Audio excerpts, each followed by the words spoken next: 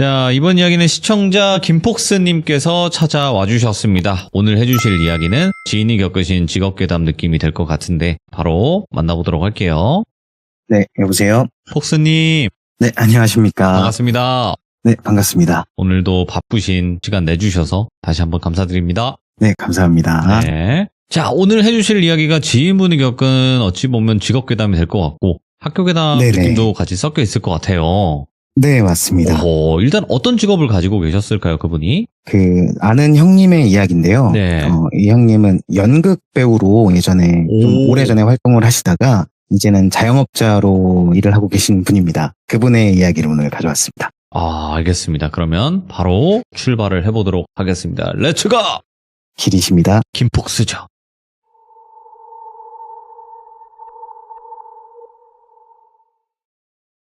오늘 들려드릴 이야기는 연극 배우로 활동하다가 이제 자영업자로 하는 형님이 계신데, 이 형님이 겪었던 이야기들 때문에 배우를 그만두신 건 아니고, 이 형님이 꿈과 현실의 타협점에서 결혼이라는 이벤트로 인해서 현실을 택하셨고 자영업자의 길을 가고 계세요.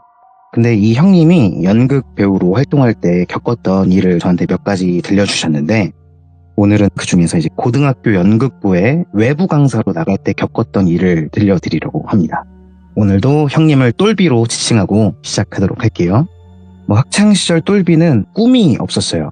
그저 가야 하니까 학교에 가고 공부를 해야 하니까 공부를 했던 꿈 없이 흘러가는 대로 살았던 학생이었는데, 고등학교 2학년이 되어서 이제 진로 상담을 하잖아요. 네.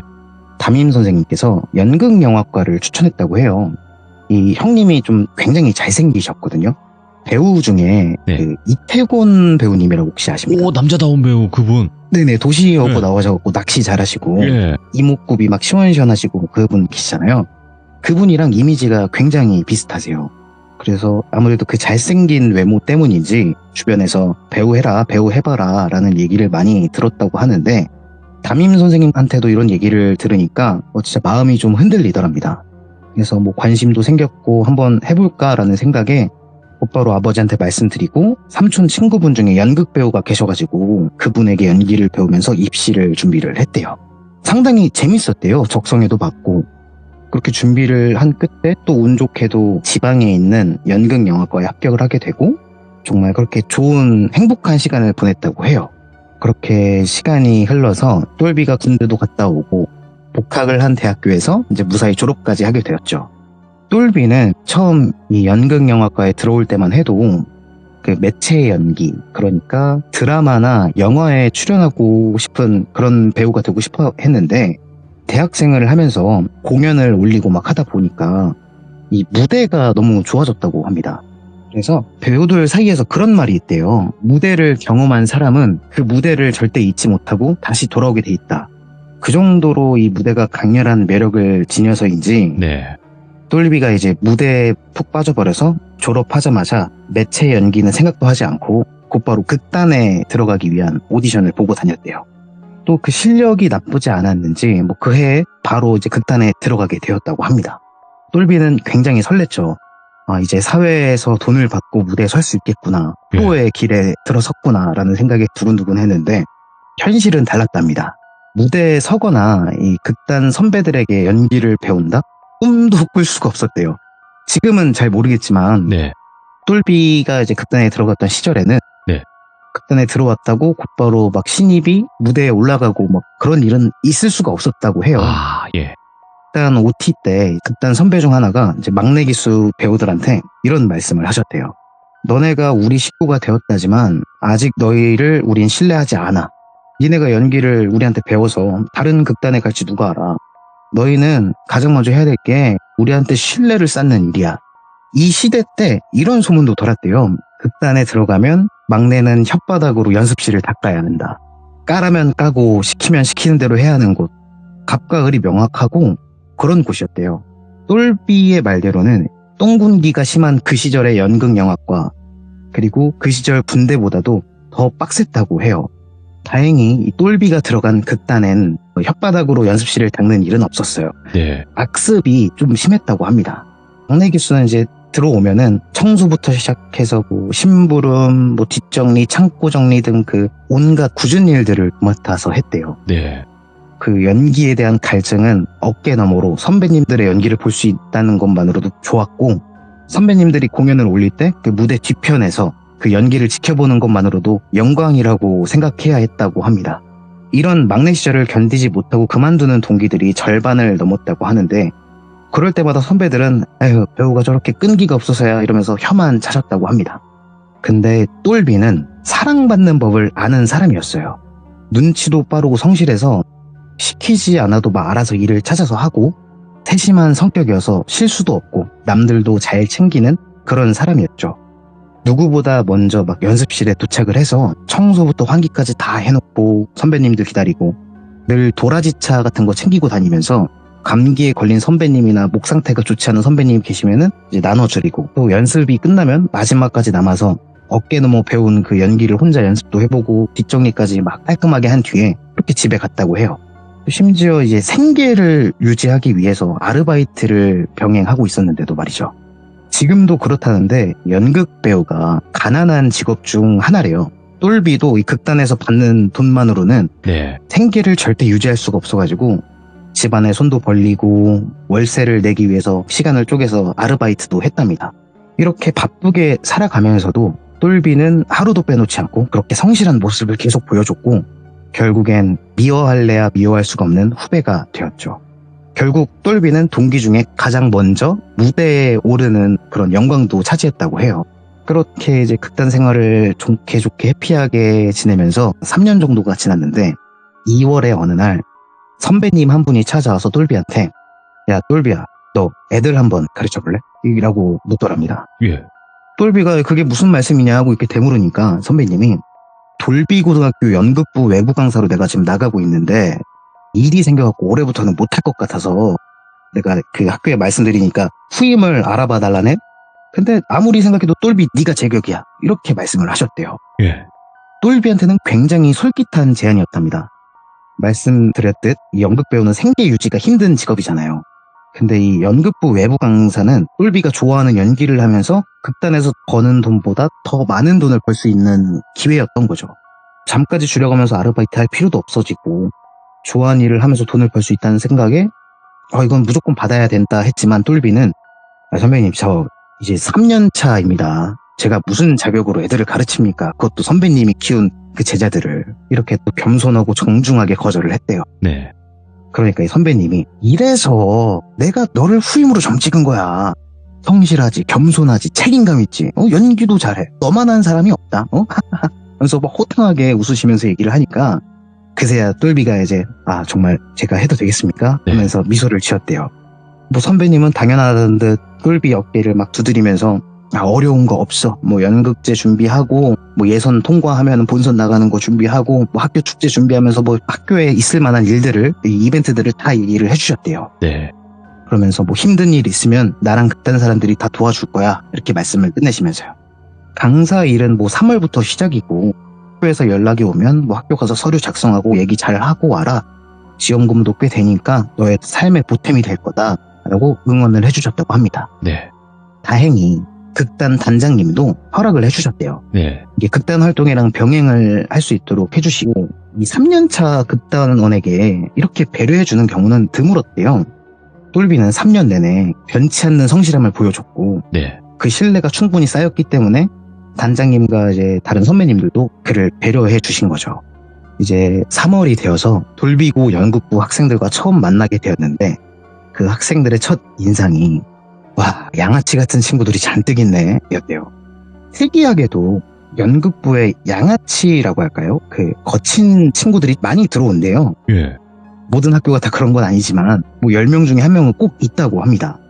근데 이 돌비고 연극부를 보니까 남학생의 절반 정도가 양아치 느낌이 좀 물씬 났고, 나머지 학생들은 착해 보였대요. 예. 그래도 똘비의 눈에는 그저 다 예쁘게만 보였답니다. 아무래도 한 10살 이상의 차이가 나는 학생들이니까요.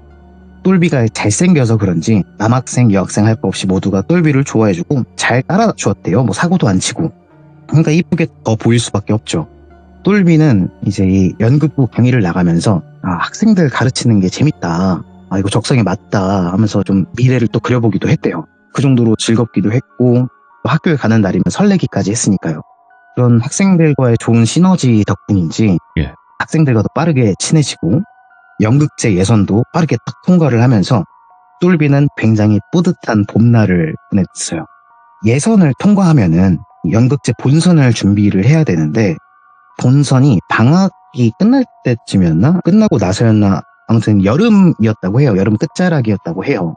그래서 이 연극부는 본선을 준비하기 위해서 여름방학에도 학교에 나와야 했고 연출자이자 이제 강사인 똘비도 당연히 이 연습에 참여를 했다고 합니다. 평소에 연습할 때는 교실 같은 곳에서 연습을 했었는데 이제 무대에서 연습을 할 때는 별관이라고 하나요? 학교에 따로 지은 큰 체육관이 있는데 축제가 열리면 각종 무대로 쓰이고 관중석도 크게 있는 그런 큰 체육관이었는데 거기가 학교에서 유일하게 무대가 있는 곳이어서 이제 방학 때는 거기서 늘 연습을 했다고 합니다. 네. 학교에 따로 나오는 그런 학생들은 없었고 이제 똘비네만 이렇게 맨날 학교를 왔던 거예요. 연극부만. 주로 이 연극부 연습이 오전 10시에 모여서 훈련을 하고 똘비는 점심시간이 지나고 1시부터 연습에 참여를 하는데 뭔가 올 때마다 시간이 지날 때마다 몇몇 학생들이 점점 초췌해진다는 느낌이 들었대요. 예. 그래서 이게 애들이 공부하랴 연극 연습하랴 제대로 못 쉬어서 그런 건가 이렇게 생각을 했는데 이상한 건 양아치 친구들만 눈이 퀭하고 기운이 없어 보였대요. 공부를 잘하는 다른 친구들은 멀쩡하고 컨디션이 좋아 보이는데 공부에 뜻이 많아 보이지 않는 친구들만 상태가 메롱이었던 거죠. 그래서 얘네들 혹시 방학이라고 어른들 몰래 술 먹고 그러는 거 아닌가라고 생각도 들었지만 이 학생들한테 술 냄새가 난 적은 한 번도 없었대요. 그래 다들 각자 사연이 있겠지. 괜히 색안경 끼고 보지 말자 이렇게 생각하면서 넘겼다고 해요. 그냥 간단하게 야 너네 학생이 담배 피고 술 마시고 그러면 안 돼. 크면 다 할 수 있다. 이렇게 그냥 훈계 아닌 훈계만 남기고요. 그렇게 연습을 이어가던 7월 초 똘비가 이제 전날에 극단에서 공연 연습을 하느라 학생들을 가르칠 거를 제대로 준비를 못 해가지고 원래 똘비는 주로 1시 점심시간 넘어서 오는데 이날은 아침 일찍 학교를 찾아왔다고 해요. 이제 학생들이 몸풀고 훈련하는 동안 점심시간까지는 자기가 좀 연출 준비를 하면 되겠다 이런 계획을 했던 거죠. 또 이때가 장마 기간이었는데 버스에서 내리자마자 비가 미친 듯이 쏟아지더래요. 우산을 써도 막 바람에 밀려가지고 소용이 없을 정도로 더럽게 많이 온다. 체육관 가서 옷 좀 말려야겠다 이렇게 생각하면서 막 체육관으로 뛰어가서 도착을 했는데 똘비가 너무 일찍 와버린 거예요. 학생들은 10시부터 학교에 오는데 똘비가 시간을 확인해 보니까 한 8시 반 정도 됐다고 하더라고요. 체육관 철문이 있는데 이 철문은 연극부가 이제 사용하니까 늘 열려 있었고 이 안에 체육관으로 들어가기 전에 있는 유리문이 하나 있는데 그 유리문이 잠겨 있었다고 합니다. 비는 그칠 생각도 하지 않고 쏟아지지 체육관은 잠겨있지 어떻게 해야 되냐 이렇게 한숨을 푹 내쉬고 있는데 체육관 유리문 너머로 정수라는 1학년 학생이 보이더래요. 정수가 이제 똘비랑 눈을 마주치더니 선생님 일찍 오셨네요? 제가 문 열어드릴게요. 그러면서 유리문을 향해 달려오더랍니다. 정수가 유리문 잠금을 풀고 문을 열어주자 똘비가 놀랍다는 눈으로 정수를 보면서 물었대요. 왜 이렇게 일찍 왔어? 콜타임 10시 아니야? 이렇게 물으니까 정수가 저 일찍 와서 연습 좀 했어요. 라면서 웃더랍니다. 정수가 정말 뺀질뺀질거리고 까불거리는 친구였는데 늘 지각을 하면 지각을 했지 가장 먼저 올 거라고는 생각을 못했었대요. 내가 또 선입견을 가지고 학생을 봤구나 하면서 이제 반성을 하고 있는데 정수가 선생님 저 화장실 좀 다녀오겠습니다. 이러면서 체육관을 벗어났고 똘비는 멀어지는 정수를 바라보면서 흐뭇하게 웃다가 체육관 안에 들어와서 이 체육관 중앙에 의자를 하나 두고 혼자 연출 준비를 시작했죠. 한참 대본에 몰두해서 연출 준비를 하고 있는데 철컹철컹하고 유리문 쪽에서 소리가 들렸대요. 쳐다보니까 연극부 반장인 현준이가 유리문 잠금을 막 풀고 있더랍니다. 유리문을 열고 들어온 현준이가 똘비를 발견하더니 깜짝 놀라면서 선생님 여기 어떻게 들어오셨어요? 이렇게 묻더랍니다. 똘비는 아무렇지 않게 정수가 문 열어줬어. 정수가 일찍 와서 연습하고 있더라. 화장실 갔다 온다는데 왜 안 오냐? 이렇게 대답을 했답니다. 정수한테 들은 그대로 얘기를 한 거죠. 근데 이제 현준이는 의아하다는 듯이 고개를 갸웃거리면서 혼잣말로 정수가 왜 체육관 열쇠를 가지고 있지? 그러더랍니다. 그리고 선생님 그럼 문 잠겨있던데 문은 왜 잠궈 놓으셨어요? 그래서 나 안 잠궜는데? 이렇게 대답을 했대요. 그때 정수랑 그 1학년 학생 몇 명이 저 멀리서 막 뛰어오더랍니다. 비를 뚫고. 그래서 체육관 안으로 들어오자마자 현준이가 이 정수한테 정수야 너 체육관 열쇠 네가 왜 갖고 있어? 이렇게 물으니까 정수가 이제 그게 무슨 말이냐는데 눈을 끔뻑이면서 무슨 열쇠요? 그래서 현준이가 다시 너가 똘비쌤 문 열어드리고 화장실 갔다며 또 물었대요. 정수가 막 저 방금 왔는데요. 저 늦을까봐 버스 내리자마자 뛰어왔는데 저 방금 왔어요. 이렇게 대답을 하더랍니다. 똘비가 자세히 보니까 정수가 입고 있는 옷이 아침에 문을 열어줄 때 입고 있던 옷이랑 완전 달랐대요. 이게 화장실을 가서 옷을 갈아입고 올 리가 없잖아요. 뭔가 이상한 기분을 느꼈는데 괜히 학생들을 혼란하게 하고 싶지가 않아서 네. 그냥 똘비가 웃으면서 야야 뭘 그렇게 또 심각한 표정들 짓고 있어. 야, 쌤이 농담한 거야. 내가 일찍 도착했는데 경비 아저씨가 문 열어주셔서 먼저 들어왔고 너네 놀리려고 문 잠가놨어. 이렇게 얘기하면서 그냥 그 상황을 가볍게 넘겼대요. 별일 아니겠지 생각하면서 이제 다시 대본을 집중했고 이렇게 학생들이 다 모였고 10시가 되자 이제 연습을 시작했다고 합니다. 이게 장마 기간이라서 그런지 비가 막 수시로 쏟아졌대요. 무대 위에서 학생들은 연극을 연습하고 있고 이제 싸우는 장면을 막 연습을 하고 있는데 체육관 지붕 위로 타다다다다 빗소리가 들려오더랍니다. 이게 평소 같았으면은 빗소리가 ASMR처럼 편안하게 들렸을 텐데 아침에 그런 좀 미스테리한 사건이 있다 보니까 그 빗소리가 그냥 으스스하게 들리더래요. 또 게다가 얼마 지나지 않아서 콱콱쾅 하고 막 천둥 번개까지 내리치더랍니다. 그 천둥 번개 때문인지 느닷없이 체육관 조명들이 탁 하고 나가더래요 다. 스위치를 다시 켜서 불을 켜봐도 다시 불이 안 들어오고 두꺼비집을 건드려봐도 이제 불이 안 들어와서 이거 정전된 것 같은데 이렇게 생각을 하고 있는데 뭐 먹구름이 잔뜩 끼고 비가 내린다고 해도 아침에는 밝잖아요. 그래서 뭐 연습하는데 문제는 없겠다 싶어서 그냥 경비 아저씨한테 정전됐다고 말씀만 드리고 그대로 연습을 진행했다고 합니다. 그래서 이제 막 똘비가 이제 진정하고 조금 전에 했던 장면 다시 한번 해보자. 다시 연습해보자. 너가 했던 대사부터 다시 해봐. 이렇게 하면서 이제 대본을 넘기고 무대를 딱 바라봤대요. 근데 못 보던 학생이 한 명이 서 있더랍니다. 뒤에 잔뜩 젖어있는 교복이었고 단발머리인데 그 파마가 풀린 듯이 좀 부스스한 느낌의 헤어스타일을 하고 있었다고 해요. 근데 그 학생이 이제 무대 가장 뒤쪽에 서서 연극부 학생들이 연기하는 걸 가만히 지켜보고 있더랍니다. 누구지? 이렇게 생각을 하면서 고개를 갸웃하는 순간 다시 천둥이 콱콱콱 내리쳤는데 그 단발머리 학생이 고개를 휙 돌리더니 똘비를 바라봤대요. 이 눈을 마주쳤는데 눈이 시뻘겋게 물들어 있다고 합니다. 이게 똘비의 상식으로는 아무리 눈이 충혈이 된다고 해도 진짜 붉은색 물감을 풀어놓은 것처럼 저렇게 빨갛게 되진 않는데? 라고 생각될 정도로 새빨갛게 물들어 있었대요. 예. 소름이 돋아서 이제 반사적으로 그 시선을 피했는데 그 순간 갑자기 딴딴딴딴딴딴딴딴 이렇게 종소리가 들리더래요. 근데 이 종소리는 학교 공식 종소리도 아니고 그냥 이 연극에 필요한 그런 음향 효과였던 거예요. 똘비가 뭐야 갑자기 뭔 소리야 하면서 고개를 갸웃하면서 그 조작실이라고 할까요? 그 음향 장비랑 조명 장비 이제 컨트롤을 할 수 있는 기계가 있는 그 조작실이 관중석 가운데에 있었는데 고개를 갸웃하면서 거기를 바라봤대요. 예. 그래서 이 조작실에서는 이제 그 무대를 향하는 쪽에 벽면으로 유리가 돼 있어서 벽면이 그 조작실 안을 볼 수가 있었는데 아무도 없었답니다. 근데 한 학생이 지금 정전된 거 아니야?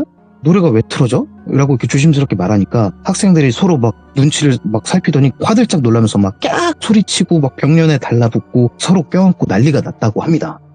근데 이게 소리가 이제 멈출 법도 한데 원래 재생 시간이 길어봤자 6초 5초인데 계속 반복 재생이 되고 이 소리가 점점 딴딴딴딴딴딴딴딴딴딴딴딴딴 이러면서 점점 소리가 빨라지더래요. 심지어 이게 점점 빨라지다 보니까 이 종소리가 이제 점점 뭔가 막 찢어지는 듯한 소리로 변하고 학생들은 이제 무서워서 다 주저앉고 막 그랬대요. 근데 1학년 학생 중에 좀 엄청 까불고 용기 있는 그런 진구라는 친구가 있었는데 이 친구가 제가 가볼게요 이러면서 조작실을 향해 막 뛰어갔대요.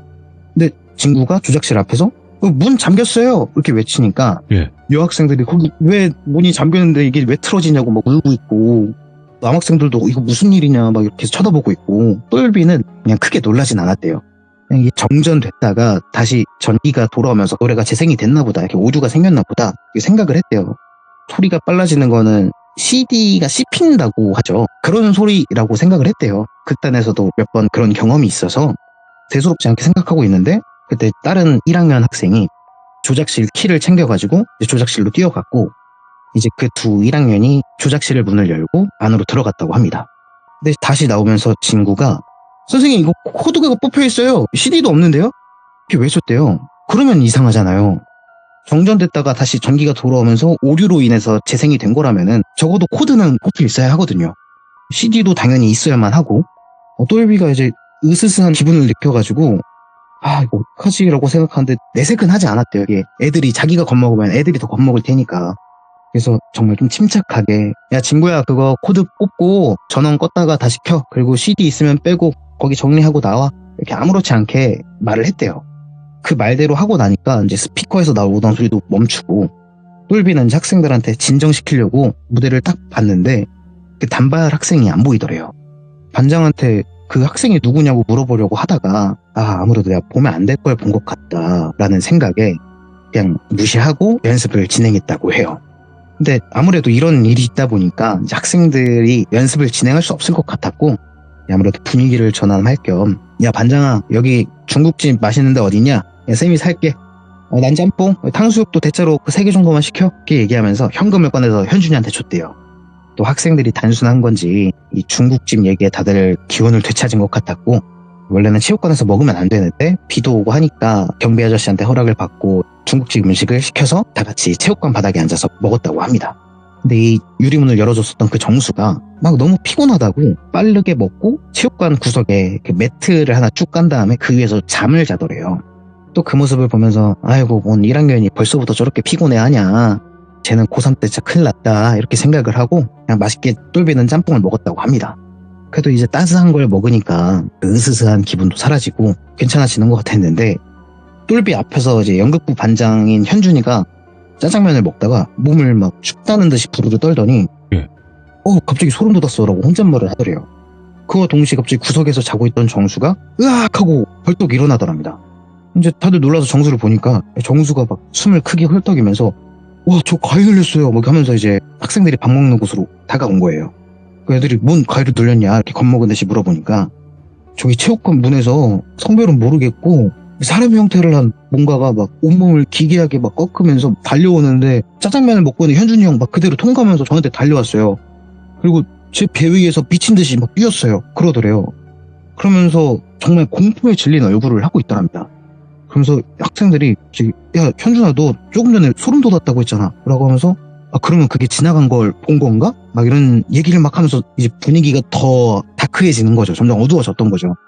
똘비는 또 그렇게 되면 연습을 못하니까 결국 큰돈 들여서 짜장면과 짬뽕으로 분위기 살려놨는데 이렇게 하면 안 되니까 아유 기가 그렇게 약해서 어떡할래. 너 벌써부터 가위 눌리면 고3 때는 그냥 누워만 있겠다 너. 막 이러면서 그냥 농담 던지고 막 그랬대요. 어쨌든 똘비의 목적은 귀신 퇴치가 아니라 연습이었으니까요. 그렇게 연습을 끝까지 이어간 다음에 그 주 주말이 되어서 이제 아침 일찍 똘비는 학교가 아닌 극단으로 연극 극장으로 했어요. 이제 극단에서도 연극 하나를 준비하고 있었는데 똘비도 배역을 하나 맡았으니까 이제 그 연습을 병행하면서 같이 했던 거죠. 이날은 극단에서 준비한 공연을 하는 날이어서 학생들한테는 연습하라고 해놓고 똘비는 공연을 뛰러 온 거죠. 이제 본업이니까요. 이제 똘비가 이 연극의 문을 여는 역할이었는데, 연극이 시작할 때 어두워진 무대에서 조명이 켜지면 똘비가 가장 먼저 등장해서 이 연기를 시작하는 거였다고 해요. 그동안은 이제 늘 연극이 진행되고 있는 중간에 투입이 되었던 역할들을 맡았었는데 처음으로 연극의 문을 연다고 생각을 하니까 떨리더래요. 똘비가 막 떨고 있으니까 이 연출을 맡은 선배가 다가와서 야 똘비 떨지 마. 표 10장밖에 못 팔았다. 관객이 많이 없다고 대충 하면 안 되는 거 알지? 관객이 한 명이라도 있으면 우리 배우들은 최선을 다하는 거다. 알지? 이렇게 말씀을 해주시더래요. 또 관객이 적다는 건 좀 슬프지만 그래도 이제 긴장이 덜 되더랍니다. 그렇게 연극 시작하는 시간이 되었고 똘비는 무대 뒤쪽에 커튼에 숨어서 대기하고 있다가 극장 안에 모든 불이 꺼지는 순간 야광으로 옅게 빛나는 마킹 테이프라고 있대요. 이제 무대 위에 그거를 따라 들어가서 시작 위치로 이동을 했대요. 그리고 조명이 딱 켜지는 순간 똘비는 속으로 웃음을 지었답니다. 이 선배님 또 장난치셨네. 관객석을 보니까 만석이더래요. 이게 어둠 속에서 혼자 조명을 받고 있어서 그런지 객석이 자세히 보이진 않았어도 여기 사람이 앉아있는 정도는 보인다고 하더라고요.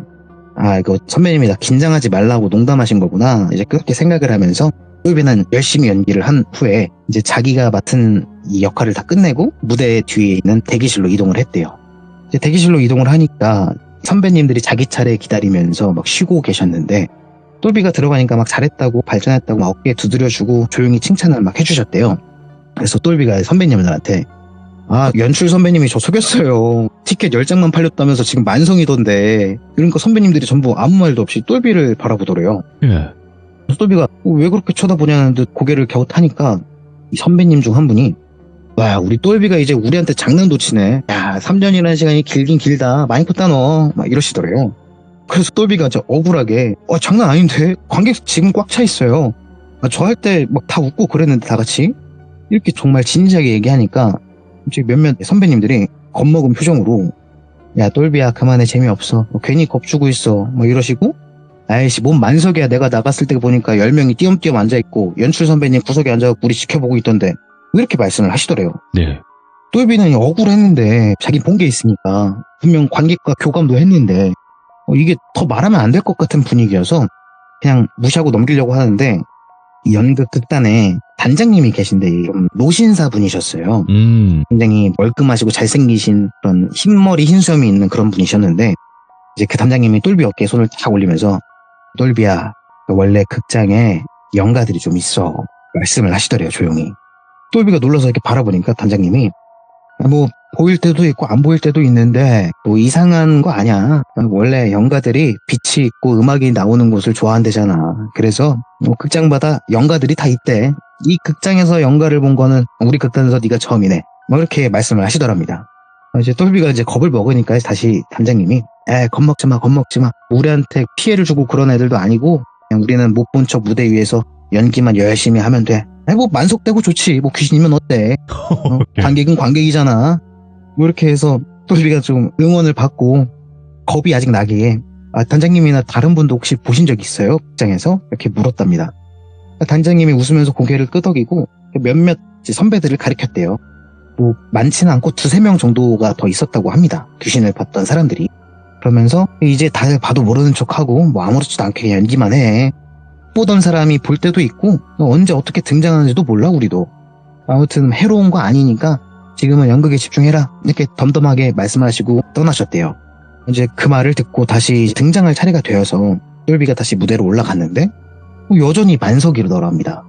저 많은 사람들이 사람이 아니라고 생각을 하니까 무섭더래요. 긴장감이 아니라 떨림으로 다가오더래요. 그래서 어떻게든 끝까지 연기를 끝냈고 커튼콜이라고 있는데 이 극을 끝내고 배우들이 이제 무대 위로 배역이 아닌 자기 자신으로 올라와서 관객들한테 인사를 하는 시간이 있는데 네. 그때 무대 위로 다시 올라가니까 진짜 관객이 딱 10명 정도 있고 연출 선배님만 딱 보이더랍니다. 관객석에. 그렇게 며칠 동안 이 으스스한 공연을 이어갔대요. 예. 한 일주일 정도 이 공연을 했는데 첫날 이후로는 만석이 되진 않았대요. 그 귀신들이 나타나진 않았대요. 그래서 무사히 공연을 다 끝내고 이제 마지막 공연이 끝나고 나서 극단 사람들과 뒤풀이를 하려고 이제 극단 연습실로 이동을 했는데 한참 시간이 지나다가 똘비가 아무래도 이제 학교에서 이상한 일이 있었던 것도 신경 쓰이고 네. 이제 극장에서 혼자만 이 귀신을 본 것도 좀 이상해서 고민에 빠져 있는데 단장님이 야 똘비야 담배 피러 가자 라면서 똘비를 호출하더래요. 똘비는 비흡연자였거든요. 그래서 그냥 이거 그냥 대화나 하자 이 말씀이시구나 하면서 똘비는 일어나서 이제 단장님 드실 커피를 타서 밖으로 나갔대요. 그래서 이제 단장님 옆에 다가가니까 단장님이 야 똘비 너 귀신 봤다고 너무 두려워하지 마. 뭐 다음에 안 보일 수도 있고 또 볼 수도 있는데 우리가 그들한테 잘못하지 않은 이상 우리한테 해로울 것은 전혀 없는 존재들이야. 이렇게 말씀을 하시더래요. 뭐 아무래도 이 연극 극단 경험도 많으시고 하시다 보니까 그 말씀에 좀 위로가 되더랍니다. 그래서 이참에 학교에서 있었던 일도 여쭤봤대요. 그러니까 이제 자상하게 말씀하시던 단장님 표정이 점점 굳더래요. 영가가 그 무대에서 널 노려봤다고? 그리고 뭐 자는 학생 꿈에 나오고 뭐 음영도 코드가 꼽혔는데 들려오고 이상하다 막 그렇게 말씀하시더니 다시 말을 이어서 혹시 애들 중에 좀 피곤해 보이는 애가 있었냐? 이렇게 묻더래요. 똘비는 곧바로 그 양아치 학생들과 반장을 떠올렸대요.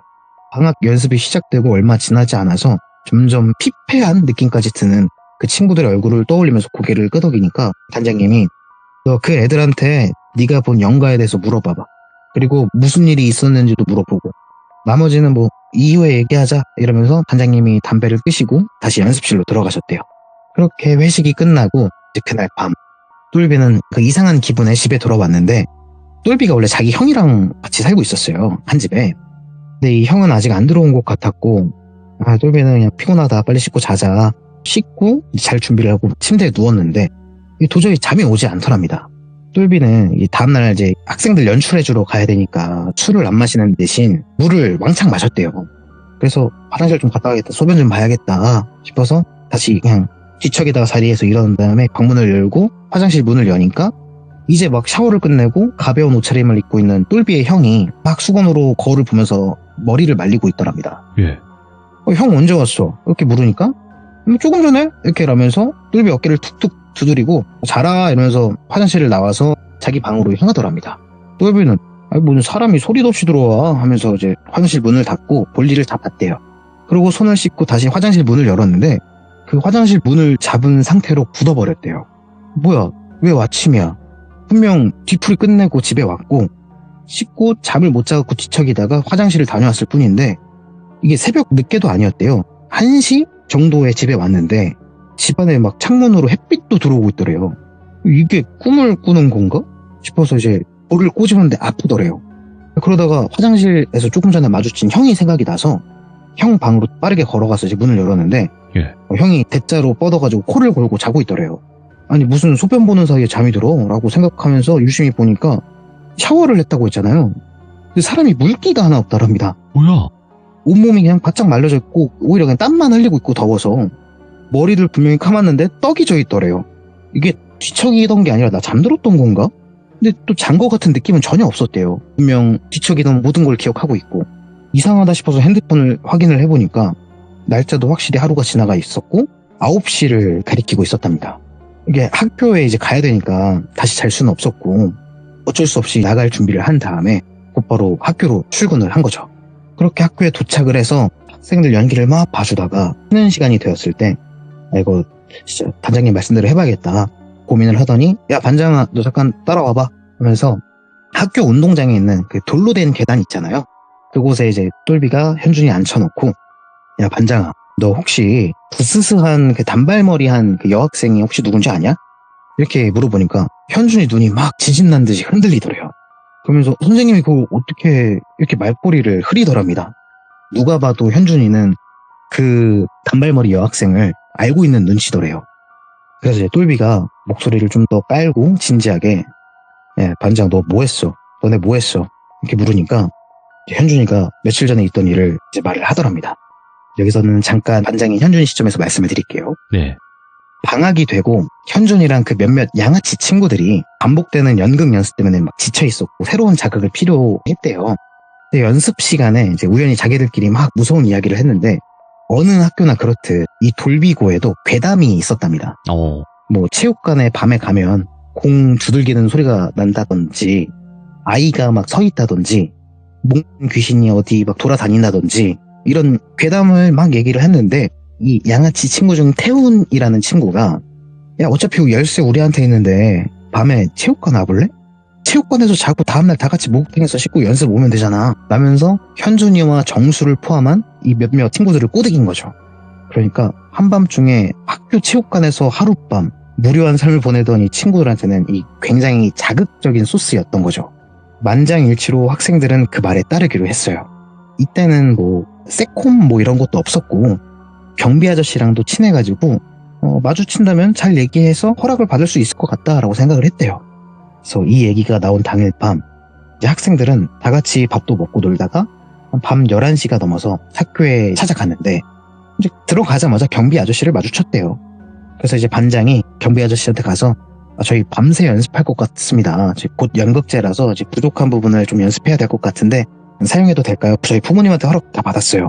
이렇게 얘기를 하니까 경비 아저씨도 뭐 연극부 잘 알고 좋아해서 그래 그렇게 연습하고 조심해라 이렇게 허락을 받고 이제 학생들은 당당하게 체육관으로 향했죠. 뭐 연극부가 열쇠를 가지고 있었으니까 문을 여는 건 너무나 쉬웠고 유리문을 열고 이 불이 다 꺼진 체육관 안에 들어오니까 굉장히 무섭더랍니다. 진짜 아무것도 안 보였대요. 그냥 막 구름도 잔뜩 껴가지고 달빛도 막 가려진 상태라서 그런지 진짜 완벽한 어둠이 차지하고 있었고, 이걸 보면서 학생들은 무서움이 아닌 즐거움을 느낀 거예요. 담력 훈련하는 기분도 들고 다 같이 있으니까 무서운 기분을 즐길 수 있는 상태가 되었대요. 용기도 생기고, 또 이제 불을 켜면 재미없으니까, 근데 또 무서우면 불을 켜야 되잖아요. 그래서 스위치가 있는 곳 아래에다가 매트를 길게 펴서 이제 그 위에 양아치 친구들이 나란히 누웠답니다. 근데 이게 이제 또 어둠 속에 계속 있다 보면 눈이 적응이 돼서 다 보이잖아요. 그러니까 점점 이게 시야가 트이니까 그 무서움으로 생겨났던 도파민이 점차 사라졌대요. 그러니까 이제 학교를 오자고 꼬드겼던 태훈이가 야, 우리 무서운 얘기나 할래? 라면서 이제 자기가 알고 있는 돌비고 괴담을 얘기를 했답니다. 뭐 그렇게 한 명씩 막 번갈아 가면서 괴담 혹은 자기가 겪었던 이야기를 막 한밤중에 그 불 꺼진 체육관에서 그냥 자기들끼리 시들물을 진행한 거죠. 이제 한 4번째 순서인 현준이가 얘기를 재미나게 막 하고 있는데 갑자기 정수가 으악 하면서 일어나더니 곧바로 허락도 없이 체육관 불을 켜더랍니다. 그러니까 학생들이 다 놀라가지고 야, 왜 그래 하면서 쳐다보니까 정수는 막 무언가를 찾듯이 막 주변을 휙휙 둘러보더래요. 현준이가 야, 정수 이 새끼 놀랬잖아, 너 왜 그래? 이렇게 물으니까 정수가 무대 쪽을 가리키면서 저기 무대 쪽에서 저 쳐다보고 있었어요, 누가. 그러더래요. 아까 말씀드렸듯이 이 정수가 굉장히 까불거리는 친구여서 또 농담하는 줄 알았는데 표정을 보니까 진짜 장난기가 하나 없이 겁먹은 표정이었대요. 근데 이제 학생들은 아, 얘 이제 연극도 들었다고 연기하네 그래서 야, 쇼하지 마 이러면서 막 핍박을 줬대요. 이제 한창 현준이가 이야기 하이라이트 부분을 막 들려줄 때였는데 네. 분위기를 깼다고 정수 막 장난으로 팔 툭툭 밀고 막 그렇게 놀다가 다시 태훈이가 아, 빨리 이어서 해 하면서 불을 껐답니다. 네. 그래서 다시 얘기를 막 진행을 하고 있는데 이번에는 불을 방금 전에 껐던 태훈이가 다시 자리에 일어나더니 재빨리 체육관 불을 켰대요. 그리고 태훈이도 막 겁에 질린 모습으로 막 주변을 휙휙 둘러보면서 벽면 쪽으로 막 도망을 가더랍니다. 뒷걸음질로. 그래서 애들이 또 아, 뭐해 이러면서 또 막 픽밥을 주는데 태훈이가 저 관중석에서 누가 나 쳐다보고 있었어. 눈 마주쳤어. 막 이러면서 이 체육관 벽면에 등을 기대고 막 벌벌 떨고 있더래요. 그래서 애들이 아, 야, 진짜 무서우니까 장난치지 마 이렇게 막 노려보고 막 뭐라고 하니까 또 한 명은 이제 야, 귀신이 어딨어 하나도 안 무서워 이러면서 막 허공에 주먹질을 하더랍니다. 그래서 막 야, 귀신 나타나면 내가 때려 눕혀줄게, 나 요즘 권투 배우잖아 막 이러면서 막 휙휙휙 막 하면서 하고 있고, 또 다른 친구는 또 괜히 무서우니까 괜히 큰 소리로 그 연극 톤으로 막 귀신 주제에 어디 사람을 괴롭혀 막 이러면서 막 억울하게 뒤졌으면 천국 가서 호소를 하고 죄를 지었으면 지옥에 가서 벌을 받아야지 이러면서 막 연극 톤으로 이렇게 막 놀았대요. 이렇게 장난을 치고 다시 웃으니까 이제 다들 신나잖아요. 다시 막 웃고 있는데 웃음소리가 끝나는 지점에 갑자기 무대 쪽에서 끼익 끼익 끼익 하고 나무 판자를 밟는 소리가 들려왔대요. 학생들이 뭐지? 하면서 동시에 입을 다물고 무대 쪽을 바라봤는데 그 순간 학생들은 짐이고 뭐고 다 내쁘고 체육관 밖으로 주랭랑을 쳤답니다. 그 무대 위에 단발머리를 한 여학생이 두 발로 콩콩 뛰어다니고 있었대요. 몸을 막 이리저리 움직이면서 막 무대를 돌아다니는데 시선은 남학생들한테 고정된 채로 움직이질 않았대요. 그러니까 목이 수시로 돌아갔던 거죠, 몸을 움직일 때마다. 예. 그런 기괴한 모습에 공포를 느끼고 주랭랑을 친 학생들은 곧바로 이제 사우나로 향했고, 그날 이후부터 이제 밤에 체육관에 갔던 학생들은 악몽에 시달리게 되었답니다. 근데 이게 악몽에서 끝나지 않고 연극 연습할 때도 막 학교에서 자꾸 이상한 일이 벌어지고 환상인지 아닌지 모를 그 단발머리 여학생이 자꾸 보였답니다. 그러니까 이제 애들이 점점 피곤에 찌들어갈 수밖에 없었던 거죠. 집, 학교 그 어디도 안전하지 않았으니까요. 네. 그래서 이렇게 얘기를 현준이가 끝내자마자 똘비도 자기도 모르게 마른 침을 삼켰대요. 현준이가 말한 그 이야기 속에 단발머리 귀신이 자기가 봤던 거랑 똑같았고, 똘비도 그동안 좀 이상한 일을 겪었잖아요. 그래서 아, 이게 두려울 수밖에 없었대요. 아침에도 이렇게 보는구나 네. 라면서. 그래서 아무래도 이 상태로는 연습 진행이 좀 불가능할 것 같다 생각해서 오늘은 다들 일찍 들어가서 쉬라 이렇게 얘기를 하고 단장님한테 연락을 드렸대요. 단장님이 이제 극단 사무실로 와라 라고 하셔서 곧바로 단장님을 찾아갔다고 해요. 그래서 현준이한테 들었던 이야기를 다 들려주니까 단장님이 아유, 그래도 그 강령수 같은 거 안 해서 다행이네 이렇게 하면서 고개를 막 끄덕이시더래요. 그러면서 아마도 똘비 네가 본 그 여학생은 그 무대랑 그 체육관을 지키는 어떤 존재 같고, 그 학생들이 밤에 장난치고 놀리고 막 그래가지고 화내서 그러는 거야. 그래서 말을 이어서 하셨더래요. 이게 그 존재가 계속 학생들 꿈에 나오고 실제로 보이고 뭐 연습을 방해까지 하니까 연습을 제대로 이어갈 수가 없었잖아요. 그래서 똘비가 단장님 저 이거 뭐 방법이 없습니까? 무당이라도 불러요? 아니면 뭐 팥죽이나 소금 이런 걸 뿌려야 합니까? 이렇게 물으니까 단장님이 고개를 천천히 저으시면서 야, 그 체육관을 지켜주는 존재를 왜 내쫓아? 먼저 걷는 건 인간인데 그냥 밤에 똘비 네가 가갖고 그 존재 봤던 곳에 따끈한 쌀밥이랑 청주 같은 것 좀 놓고 사과라도 해. 그러니까 똘비가 당황하면서 제가요? 라고 물었대요. 아무래도 똘비도 무섭거든요. 뭐 귀신이든 뭐든 평생 못 봤던 존재인데 공연하다가 보고 학생들 연기해주다가 보고 그 이상현상도 막 느끼고 이러다 보니까 들어올 수밖에 없었는데 그러고 있으니까 단장님이 야 그렇다고 뭐 학생들을 그 밤에 또 보낼 순 없잖아. 해코지 할 일은 없을 거야. 그냥 산소 가갖고 술 따르고 너 절해본 적 있지 그 산소에서 그런 것처럼 하면 돼. 이렇게 얘기를 하셔서 그것만 하면 끝나나요? 이렇게 다시 되물었대요. 그러니까 단장님이 뭐 다음날에 너 우리 공연 전에 고사 지내는 거 알지? 공연 무사히 잘 끝나게 해달라고 뭐 그렇게 고사 지내잖아. 그런 것처럼 무대에 간단하게 음식 올려놓고 고사 한번 지내.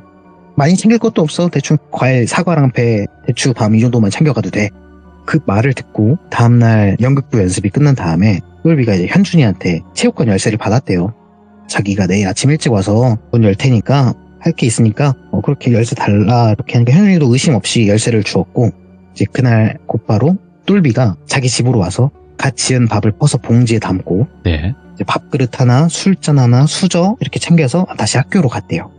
밤 11시가 넘은 시간이 학교 대문을 열고 들어가니까 걸음이 진짜 안 떨어지더래요.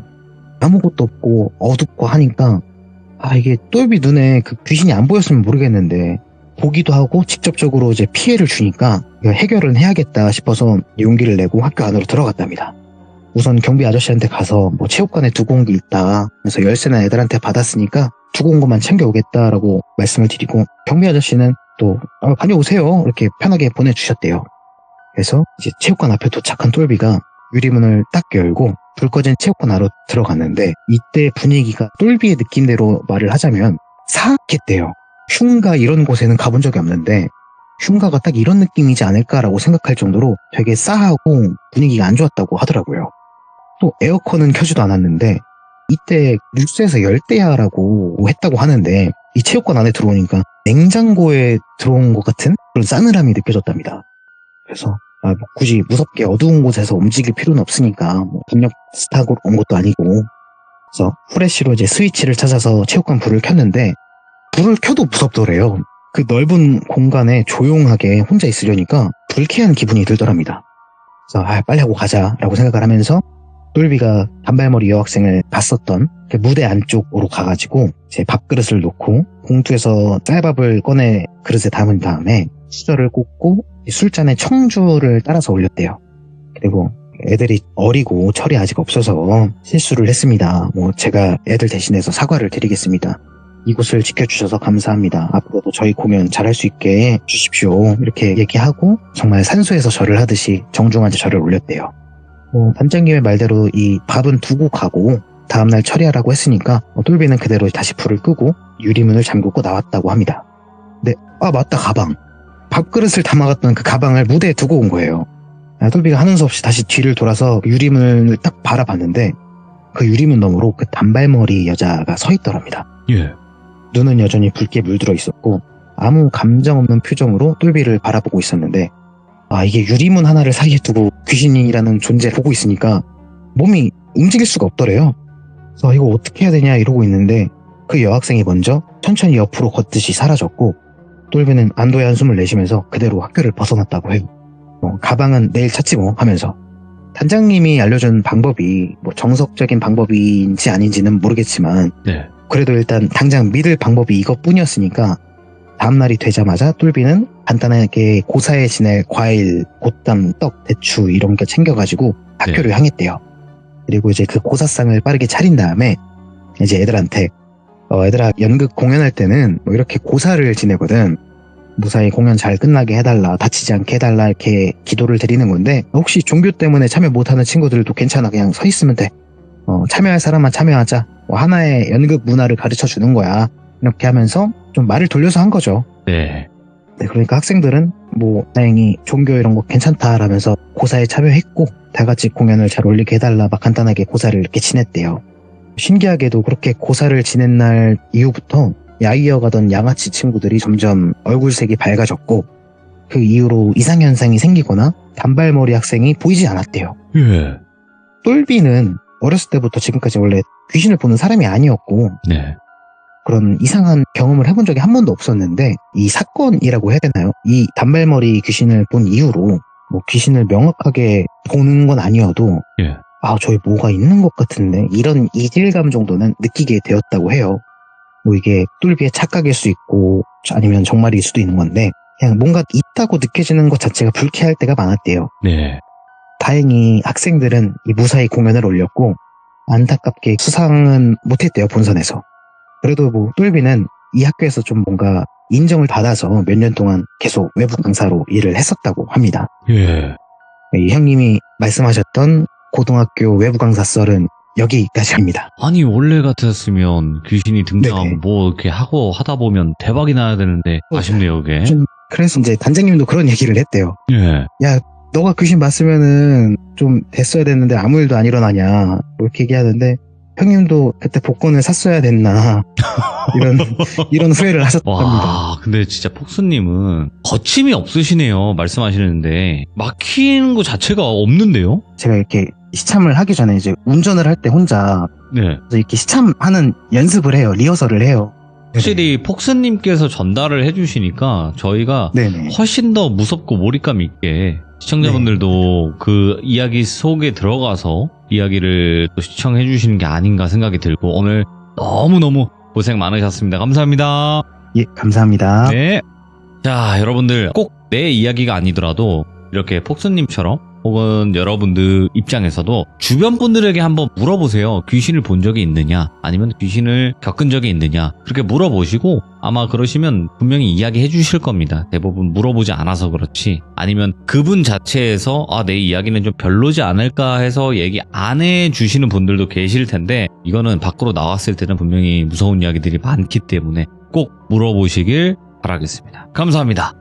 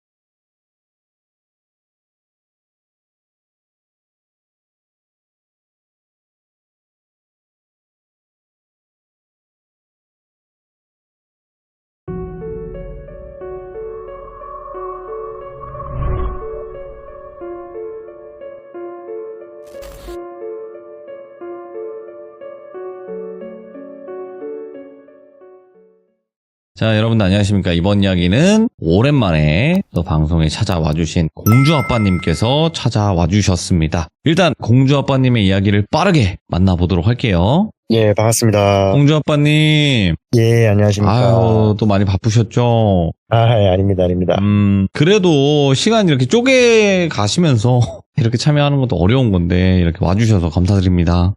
예, 아닙니다. 제가 더 네. 감사하죠. 자, 일단은 오늘 해주실 이야기 말씀해 주셨던 건 직업괴담이라고까지만 말씀하셨어요. 네, 직업계단입니다. 직업계단. 예. 네, 근데 공주 아빠님이 어떤 직업인지 모르시는 분들이 아직 계시니까 예. 간단하게 소개 한 번만 해주시면 될 것 같아요. 예, 저는 일단은 지금 현재 하고 있는 일은 이제 부동산 중개업을 하고 있고요. 네. 이제 우리가 흔히 뭐 사회초년생들이나 대학생들 같은 뭐 원룸부터 시작해서 아파트까지 이렇게 좀 다방면으로 이제 뭐 임대도 하고 매매도 하고 뭐 그렇게 하고 있습니다. 그러다 보면 또 여러 가지 일들을 많이 겪으실 텐데 자, 그러면 네. 빠르게 출발을 해보도록 하겠습니다. 렛츠고! 길이십니다. 공주 아빠예요.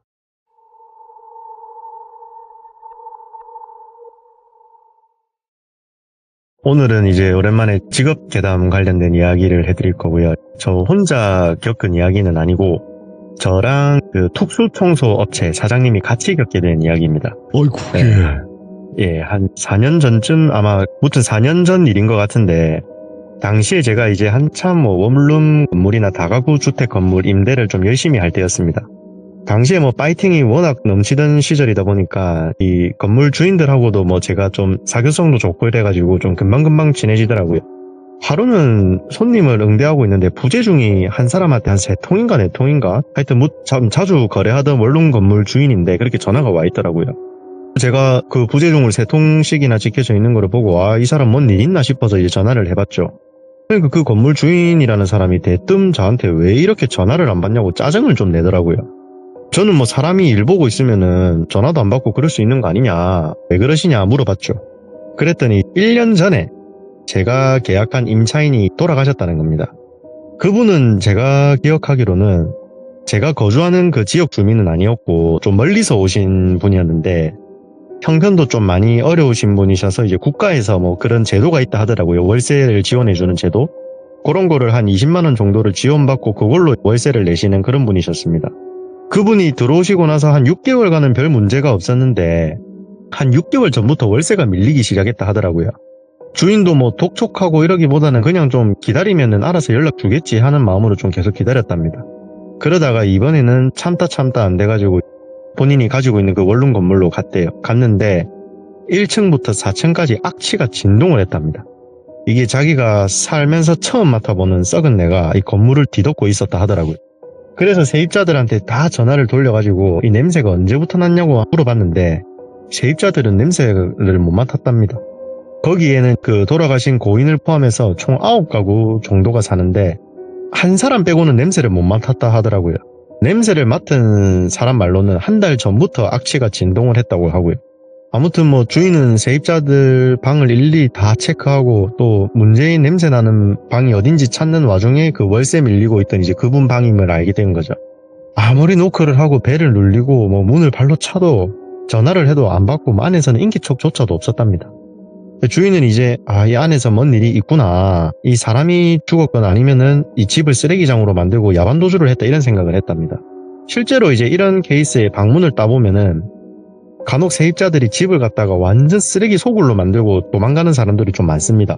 많더라고요. 예, 많습니다. 예. 저도 그런 일을 정말 많이 겪어봤고 무튼 이제 그렇게 소방서랑 관에 경찰서에 신고를 다 하고 소방관을 대동을 해서 문을 강제 개방을 했답니다. 당시에 세입자가 살고 있는 방들은 아무리 그 집주인이라 하더라도 뭐 소방관들이 문을 함부로 안 닫아주는데 소방관들도 앞에서 냄새를 맡더니 이거 안에서 고독사 한 것 같다고 했다 하더라고요. 그렇게 이제 문을 따고 들어가니 집이 생각보다 깨끗했답니다. 신발장에 뭐 신발들도 가지런하게 정리돼 있고 싱크대에는 얼룩 하나 없고 근데 이 투룸인데 거실이 없는 투룸입니다. 그냥 부엌이 있고 문을 열고 들어가야지 방이 또 한 2개가 나오는 그런 구조인데 무튼 이제 방문을 딱 여니까 악취와 함께 마룻바닥에서 그분이 누운 채로 이제 돌아가셔 있었던 상태죠. 그렇게 뭐 집주인이 조치할 수 있는 조치는 다 취해가지고 이제 시신은 다 옮겼고 근데 또 심지어 그분이 무연고자세요. 이 무연고자라는 게 아시는 분들은 아시겠지만 이게 그 연고지 가족들이 없는 분들이거든요. 이제 어떻게 연락을 취할 방법이 없는 분들. 그래서 이 짐도 다 버려야 된다 하더라고요. 유품을 맡아줄 사람이 없으니까. 그렇게 그동안 있었던 일을 다 듣고 있는데 자꾸 이 주인이라는 사람이 저한테 짜증도 내고 화도 막 섞어서 내더라고요. 그러니까 말투가 약간 왜 이런 사람을 내 건물에 넣었냐? 약간 그런 식의 말투였습니다. 근데 제가 듣다 한마디 했죠. 아니 사장님, 제가 뭐 실수한 거 있습니까? 그분이 돌아가신 게 저 때문입니까? 제가 임대할 때 무슨 손님들 남은 수명 계산도 해야 됩니까? 하면서 제가 좀 공격적으로 말을 했습니다. 기분이 너무 나빠가지고. 그러니까 이 주인이라는 사람이 하는 말이 나는 이런 일도 처음이고 짜증나 죽겠으니까 이 청소하는 사람 구해서 알아서 집 치워놓으세요. 안 해놓으면 여기 있는 집들 다 부동산 사무실에 던질 겁니다. 이러는 겁니다. 이 말을 딱 들으니까 막 화도 많이 나는데 더 이상 뭐 신랑이 할 것도 없고 알았다 하고 제가 뭐 특수청소 업체 구해가지고 청소해놓고 주인한테는 비용 청구하는 걸로 이제 이야기를 마무리를 했죠. 예.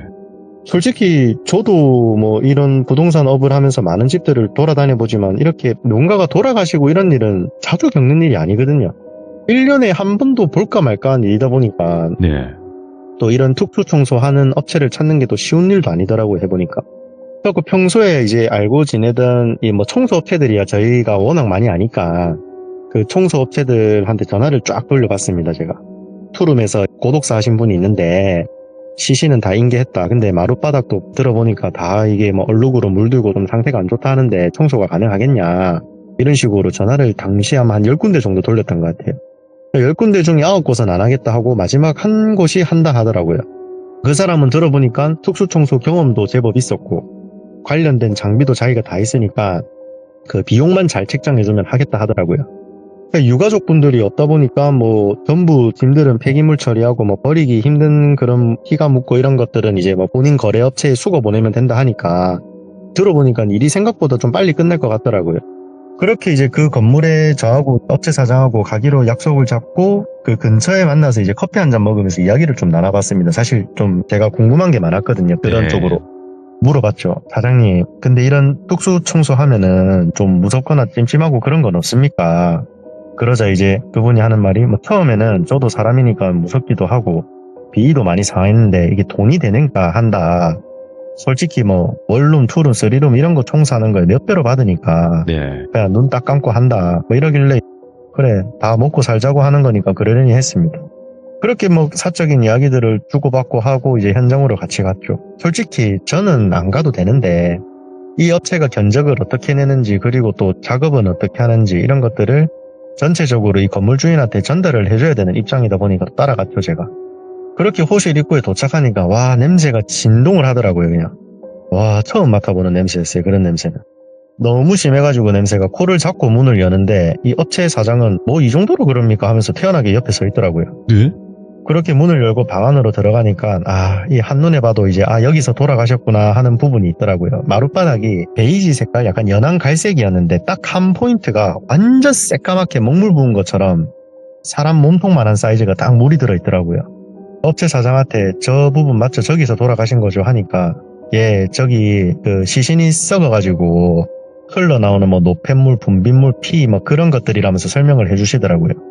저는 옆에 가만히 서서 그 썩은 마룻바닥을 보면서 눈을 감고 살짝 속으로 기도를 좀 해드렸죠.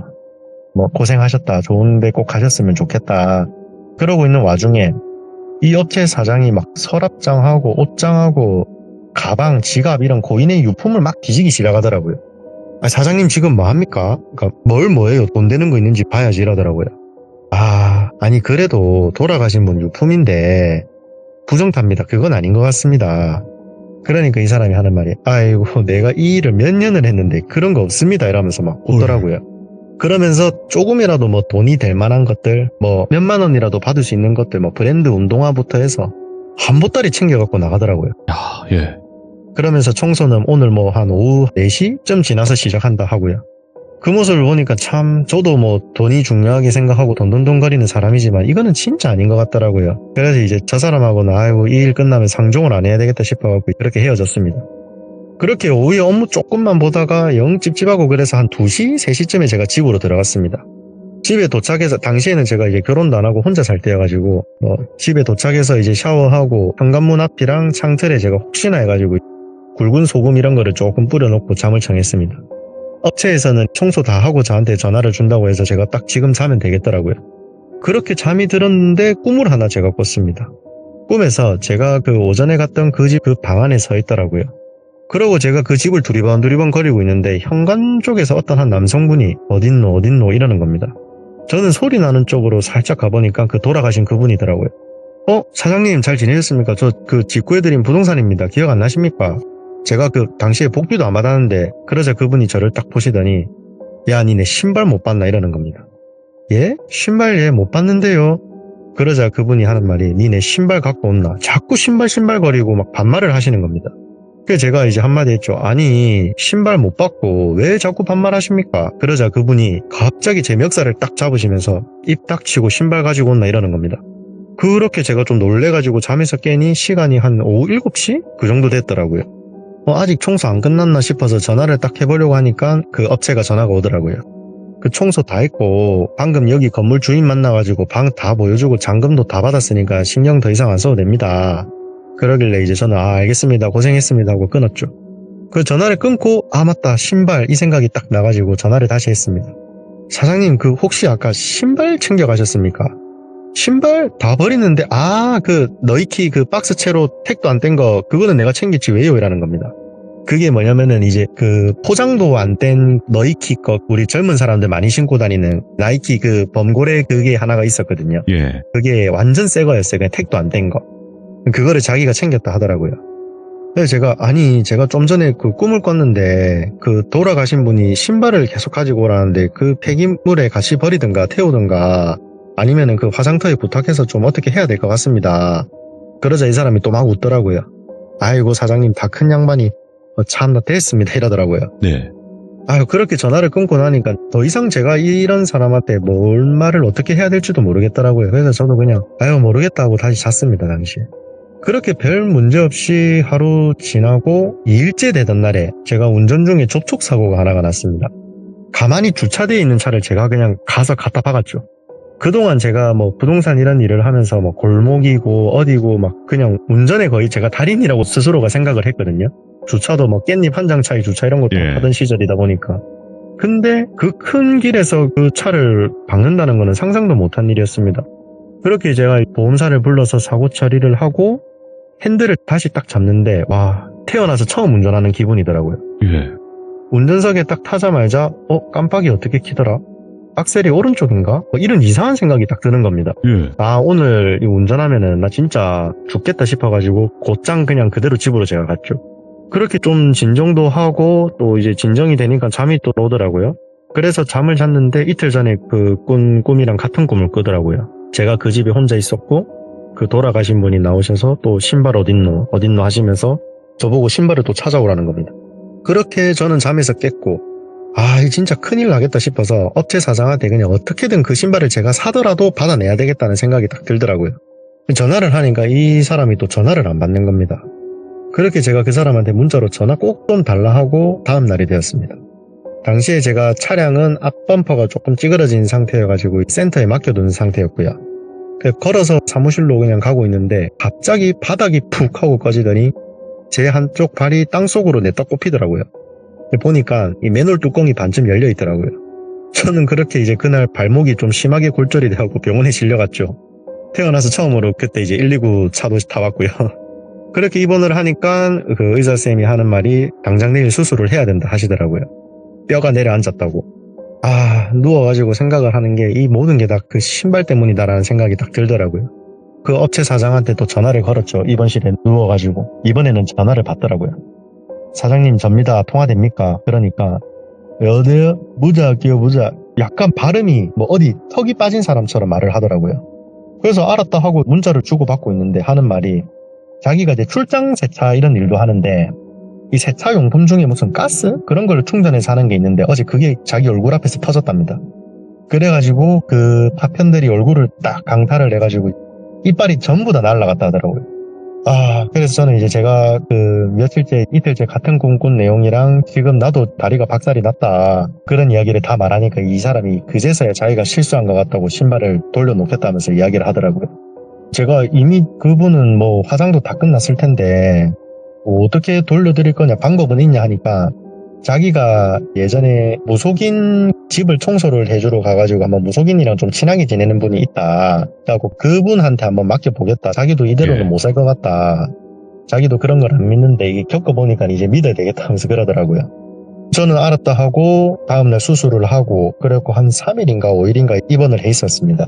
입원을 하면서 그 병원 안에서는 제가 특별한 일은 안 겪었었고요. 그렇게 입원을 해 있다가 이제 그 업체 사장이 또 생각이 나가지고 물어봤죠.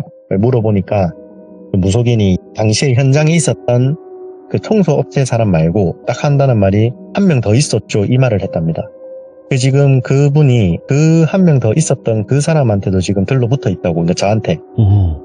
그래갖고 지금 잘 찾아왔다면서 그 신발을 태우고 그리고 이제 뭐 천도제라고 하나요? 그런 거를 또 같이 그분이 또 지내주셨다 하더라고요. 그러고 나서는 그분하고 저하고도 별 다른 특이사항은 없었고요. 그렇게 해가지고 제가 보름 또 있다가 한 번 더 연락했는데 자기도 뭐 사고라든지 이런 거는 한 번도 겪은 게 없었다 하고요. 저도 없었고. 그런 일이 하나 있었습니다. 야, 근데 진짜로 네네. 그 돌아가신 망자의 물건을 가지고 가는 그 특수 청소하시는 분들이 간혹 있다고 하더라고요. 예, 저도 뭐 들어보지는 못했는데 그런 분이 있긴 있는 것 같더라고요. 근데 모두가 그런 건 아니에요, 절대. 근데 네, 그렇죠. 가지고 가신 분이 저도 들은 적이 있어서. 네, 근데 확실히 부동산 쪽 하시다 보니까 여러 가지 일들을 많이 겪으시긴 하네요, 아빠님. 그렇죠. 그러면 너무 좀 아쉬우니까 뭐 네네네네. 짧은 것도 있을까요? 어떨까요? 그러면은 네. 짤막한 거 제가 또 하나 해드리겠습니다. 아, 그렇습니다. 네. 요거는 그렇게 오래된 일은 아닙니다. 한 6개월 됐나? 그러니까 이게 이제 가끔 이런 건물 들고 있는 이런 뭐 다가구 주택이라고 하죠. 원룸, 투룸, 쓰리룸 이런 게 섞여 있는 건물들 들고 있는 사람들이 그 지역 사람이 아닌 경우가 많아요. 예를 들어서 서울 사람들이 부산에 건물을 한 개 사놓고 자기는 서울에서 그냥 이제 계약 있으면은 알아서 계약 진행해라 이런 식으로 맡겨놓는 게 많거든요. 이제 저 같은 경우에도 뭐 제가 매매를 하고 주인은 뭐 경기도 분이셨는데 저한테 이제 건물을 통으로 위임을 해놓고 자기는 이제 집에 가 있는 거죠, 경기도에. 하루는 제가 그 건물 같은 경우에는 전부 다 제가 임대를 하고 뭐 청소 업체부터 해서 제가 다 컨택을 해서 관리하고 저는 매달 관리비도 받고 임대를 하면은 수수료도 받고 아무튼 그런 건물이 하나가 있었습니다. 그 건물에 한 6개월 전에 들어온 여성분이죠. 23살 정도 됐을 텐데 하여튼 여성분이 있는데 첫인상은 그냥 평범한 23살짜리 사회초년생 약간 그런 느낌이었어요. 별 특이사항도 없고 그냥 옷도 뭐 청바지에 당시 제 기억으로는 청바지 입고 그냥 뭐 티셔츠 한 개 입고 그냥 대학생처럼 보이는 그런 여성분이었는데 이제 저한테 들어와서 자기가 이제 원룸에 1년을 딱 계약을 하겠다 하더라고요. 그래서 제가 원래 통상적으로 1년 계약하는 거니까 신경 안 써도 된다. 그러고 이제 계약을 하고 또 그날 바로 이사를 해야 된다 해가지고 또 때마침 제 관리 건물이 비어져 있어가지고 글로 바로 제가 세입자를 넣어드렸죠. 넣고 나서 한 달인가 2달인가 지나다 세입자들이 저한테 문자로 막 민원을 계속 넣는 겁니다. 뭐 냄새가 나서 못 살겠다, 시끄러워서 못 살겠다. 그 제가 이제 그분들 한 3명 정도가 그렇게 민원이 들어오니까 이것도 어린 친구들이 친구들 데려가서 술 파티 벌이는구나. 그 생각을 하고 몇 톤입니까 물어봐도 몇 톤지는 모르겠대요. 몇 톤지는 모르겠는데 막 일단은 좀 와보시래요 저보고. 그래가지고 제가 그날 저녁 9시인가 10시인가 그 건물에 갔죠. 가니까 진짜 무슨 똥냄새? 약간 그런 냄새가 막 건물 전체에 장난 아니게 나더라고요. 예. 그래갖고 이거 진짜 큰일 났다. 이거 뭐 사람이 돌아가시고 그런 게 아니라 집안을 갖다가 이제 엉망진창으로 누군가가 해놨구나. 음식물도 안 버리고 그런 애들이 정말 많거든요. 그래가지고 이거 어쩌지 이러면서 이제 막 그 호실을 이제 일일이 다 찾아야 되니까 막 문 앞에 대가지고 코 대고 킁킁킁킁 거리기 시작했죠 제가. 그래 하니까 이제 3층에 올라가가지고 301호 그 앞에서 냄새가 진동을 하더라고요. 그 301호가 제가 한두 달 전에 계약했다는 그 여성분 방이었거든요. 아니 여성분 집에서 이런 냄새가 날 수가 없을 텐데 제가 이제 시간이 늦긴 했지만 그래도 이거 빨리 해결을 해야 되니까 문을 좀 두드렸습니다. 관리인입니다. 문 열어보세요 하니까 인기척이 없더라고요. 벨도 눌리고 노크도 하고 막 별의별 그거를 다 했는데도 답이 없어요. 그래서 일단은 어떻게 제가 할 수 있는 게 없으니까 여기서 제가 문을 따버리면은 불법 주거 침입이 되니까 그러니까 제가 일단은 세입자들한테 일단은 내가 어떻게든 빨리 해결해 볼 테니까 조금만 참아달라. 그렇게 이제 좋게 타이르고 제가 이제 돌아갔죠. 그리고 이제 제가 301호 그 여성분한테 문자를 좀 길게 남겨놨습니다. 그때. 예. 때 이러이러한 민원이 많이 들어오는데 아무래도 집 컨디션도 제가 살짝 걱정이 된다. 시간 괜찮으면은 제가 한번 좀 들어가가지고 방 컨디션을 좀 확인을 해봐도 되겠냐. 물었는데 또 답이 없어요. 그러고 일단은 늦었으니까 그렇겠구나 하고 이제 다음날이 돼서 또 전화를 해보니까 전화를 또 안 받아요. 그리고 제가 혹시나 싶어가지고 그 건물 주인한테 전화해서 월세 미납된 거 있는지 확인을 좀 해달라 했습니다. 그분이 조금 여유가 많은 분이어가지고 월세 체크 이런 거를 제가 하라고 하지 않는 이상 안 하거든요. 확인을 하니까 그 여성분 이름이 예를 들어서 뭐 이유미면은 이유미 지금 석 달째 안 들어왔는데 이러는 겁니다. 큰일 났구나 싶었죠 이제 저는. 그래서 이제 저는 딱 드는 생각이 이거 100% 야반도주다. 왜냐면은 당시에 계약할 때 그분이 보증금도 뭐 좀 돈이 뭐 형편이 좀 어쩌고저쩌고 막 이런 핑계를 대가지고 어차피 그 집이 좋은 원룸은 아니었거든요. 예. 그러니까 보증금도 뭐 엄청 싸게 해가지고 그렇게 들어간 사람이었는데 제가 이제 그날 낮에 점심 지나가지고 한 번 더 그 호실에 이제 문을 막 두드렸죠.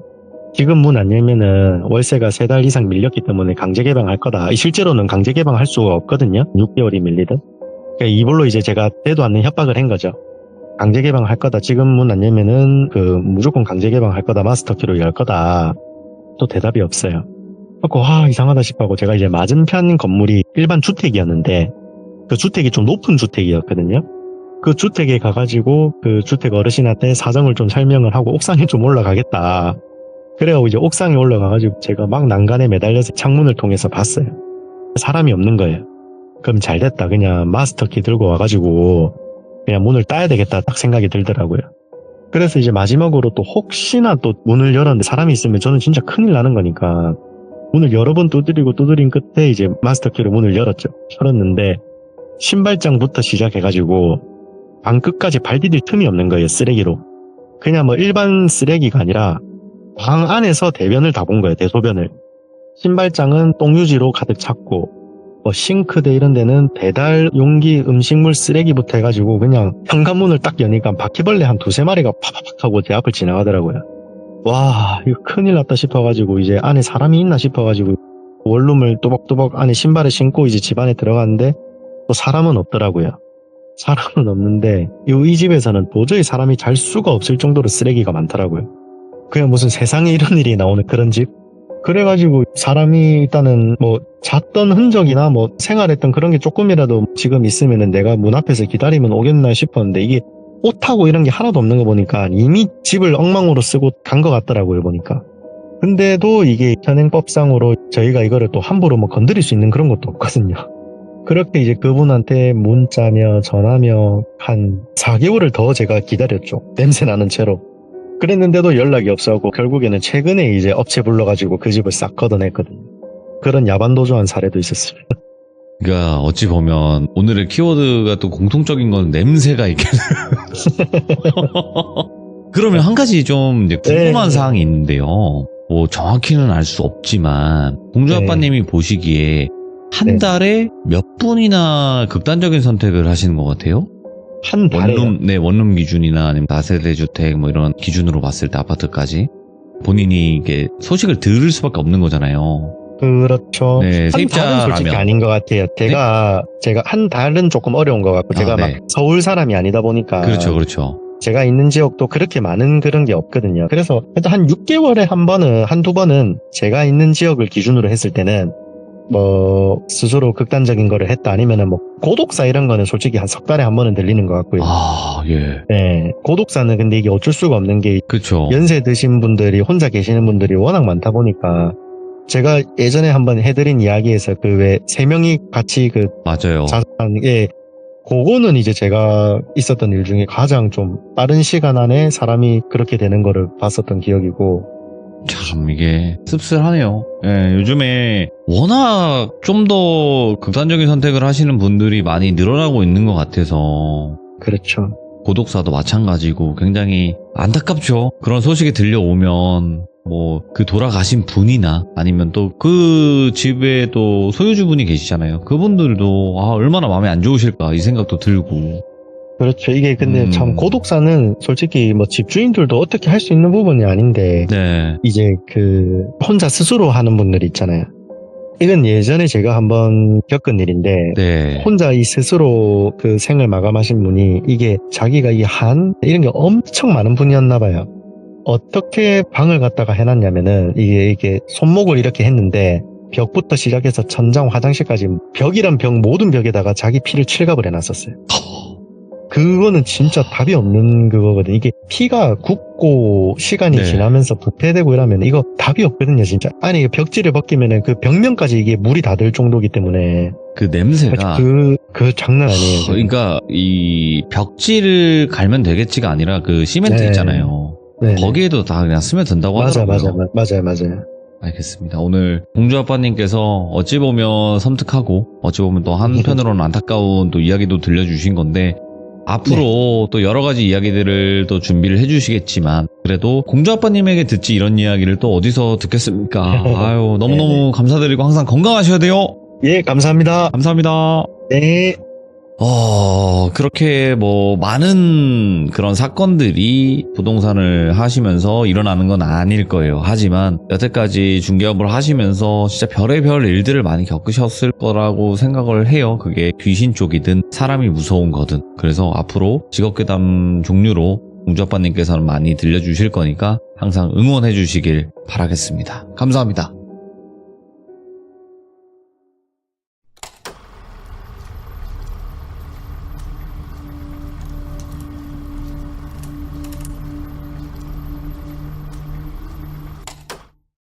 자, 여러분들 안녕하십니까? 이번 이야기 공주아빠님께서 찾아와 주셨는데 일단 공주아빠님께서는 시들무에서 굉장히 많은 직업괴담과 그리고 개인적인 경험담들을 들려주셨던 분이에요. 근데 이제 부동산 중개업을 하시면서 정말 이상한 일들, 무서운 일들을 많이 겪으신 분인데 오늘의 이야기는 어떤 이야기일까요? 같이 한번 만나보도록 할게요.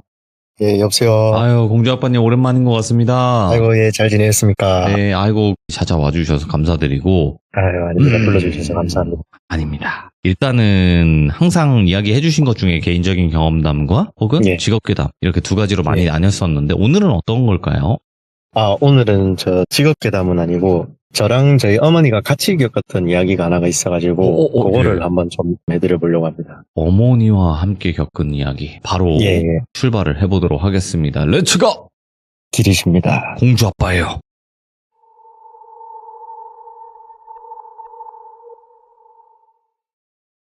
제가 한 6살 때부터 초등학교 고학년 때까지 살던 한 아파트가 있었습니다. 거기가 대단지 아파트였는데 동네가 조금 많이 낙후된 그런 동네기도 했고 또 사건 사고가 참 많은 동네였거든요. 그러다 보니까 뭐 아파트 단지 내에도 참 별의별 사람들이 많았던 기억이 납니다. 당시에 이제 그 아파트는 제 또래들이 굉장히 많이 살고 있었습니다. 예. 그러다 보니 자연스럽게 친구 부모님들하고도 친해졌고 또 부모님들 간에도 교류가 많아졌습니다. 당시에는 아파트나 뭐 주택도 마찬가지였겠지만 이 이웃집들 간에 서로 집 열쇠도 공유를 하고 애들도 맞벌이 부부 같은 경우에는 이웃집에 자녀들도 맡기던 그런 시절이었거든요. 무튼 저희 집에 항상 5살짜리 아들을 맡기던 부부가 계셨습니다. 그 집은 돌 지난 아들 1명이랑 5살짜리의 장남 그리고 엄마 아빠 이렇게 4식구였죠. 그 부부 두 분은 서로 맞벌이다 보니까 돌 지난 애기는 옆집에 그리고 5살짜리 애는 어린이집이 마치면 잠시 저희 집에 한 2-3시간 정도 있었습니다.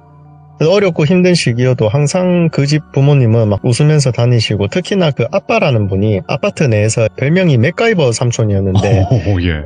못하는 것도 없고 집집마다 뭐 하자라든지 뭐 이런 보수 수리도 막 와서 해주시던 그런 분이었거든요. 네. 그렇게 아이도 맡기고 뭐 보답으로 뭐 수리나 부분적인 리모델링 손댈 때 있으면 도와주시고 그렇게 이제 다들 서로 의지하며 지내던 그런 시절이었습니다. 그렇게 저희가 잘 살다가 시간이 쭉 흘렸고 제가 한 초등학교 한 4, 5학년이 될 때쯤 저희 집이 이제 조금씩 일어나기 시작했어요. 그래서 저희는 그 동네를 떠나서 조금 더 다른 동네로 이사를 가게 되었습니다. 정든 동네를 떠나면서 저희 어머니는 많은 이웃 주민들하고 막 눈물을 흘리면서 아주머니들끼리 인사를 나누었고 특히나 저희 집에 그 애를 맡기던 그 아주머니 철수 이모라고 제가 칭하겠습니다.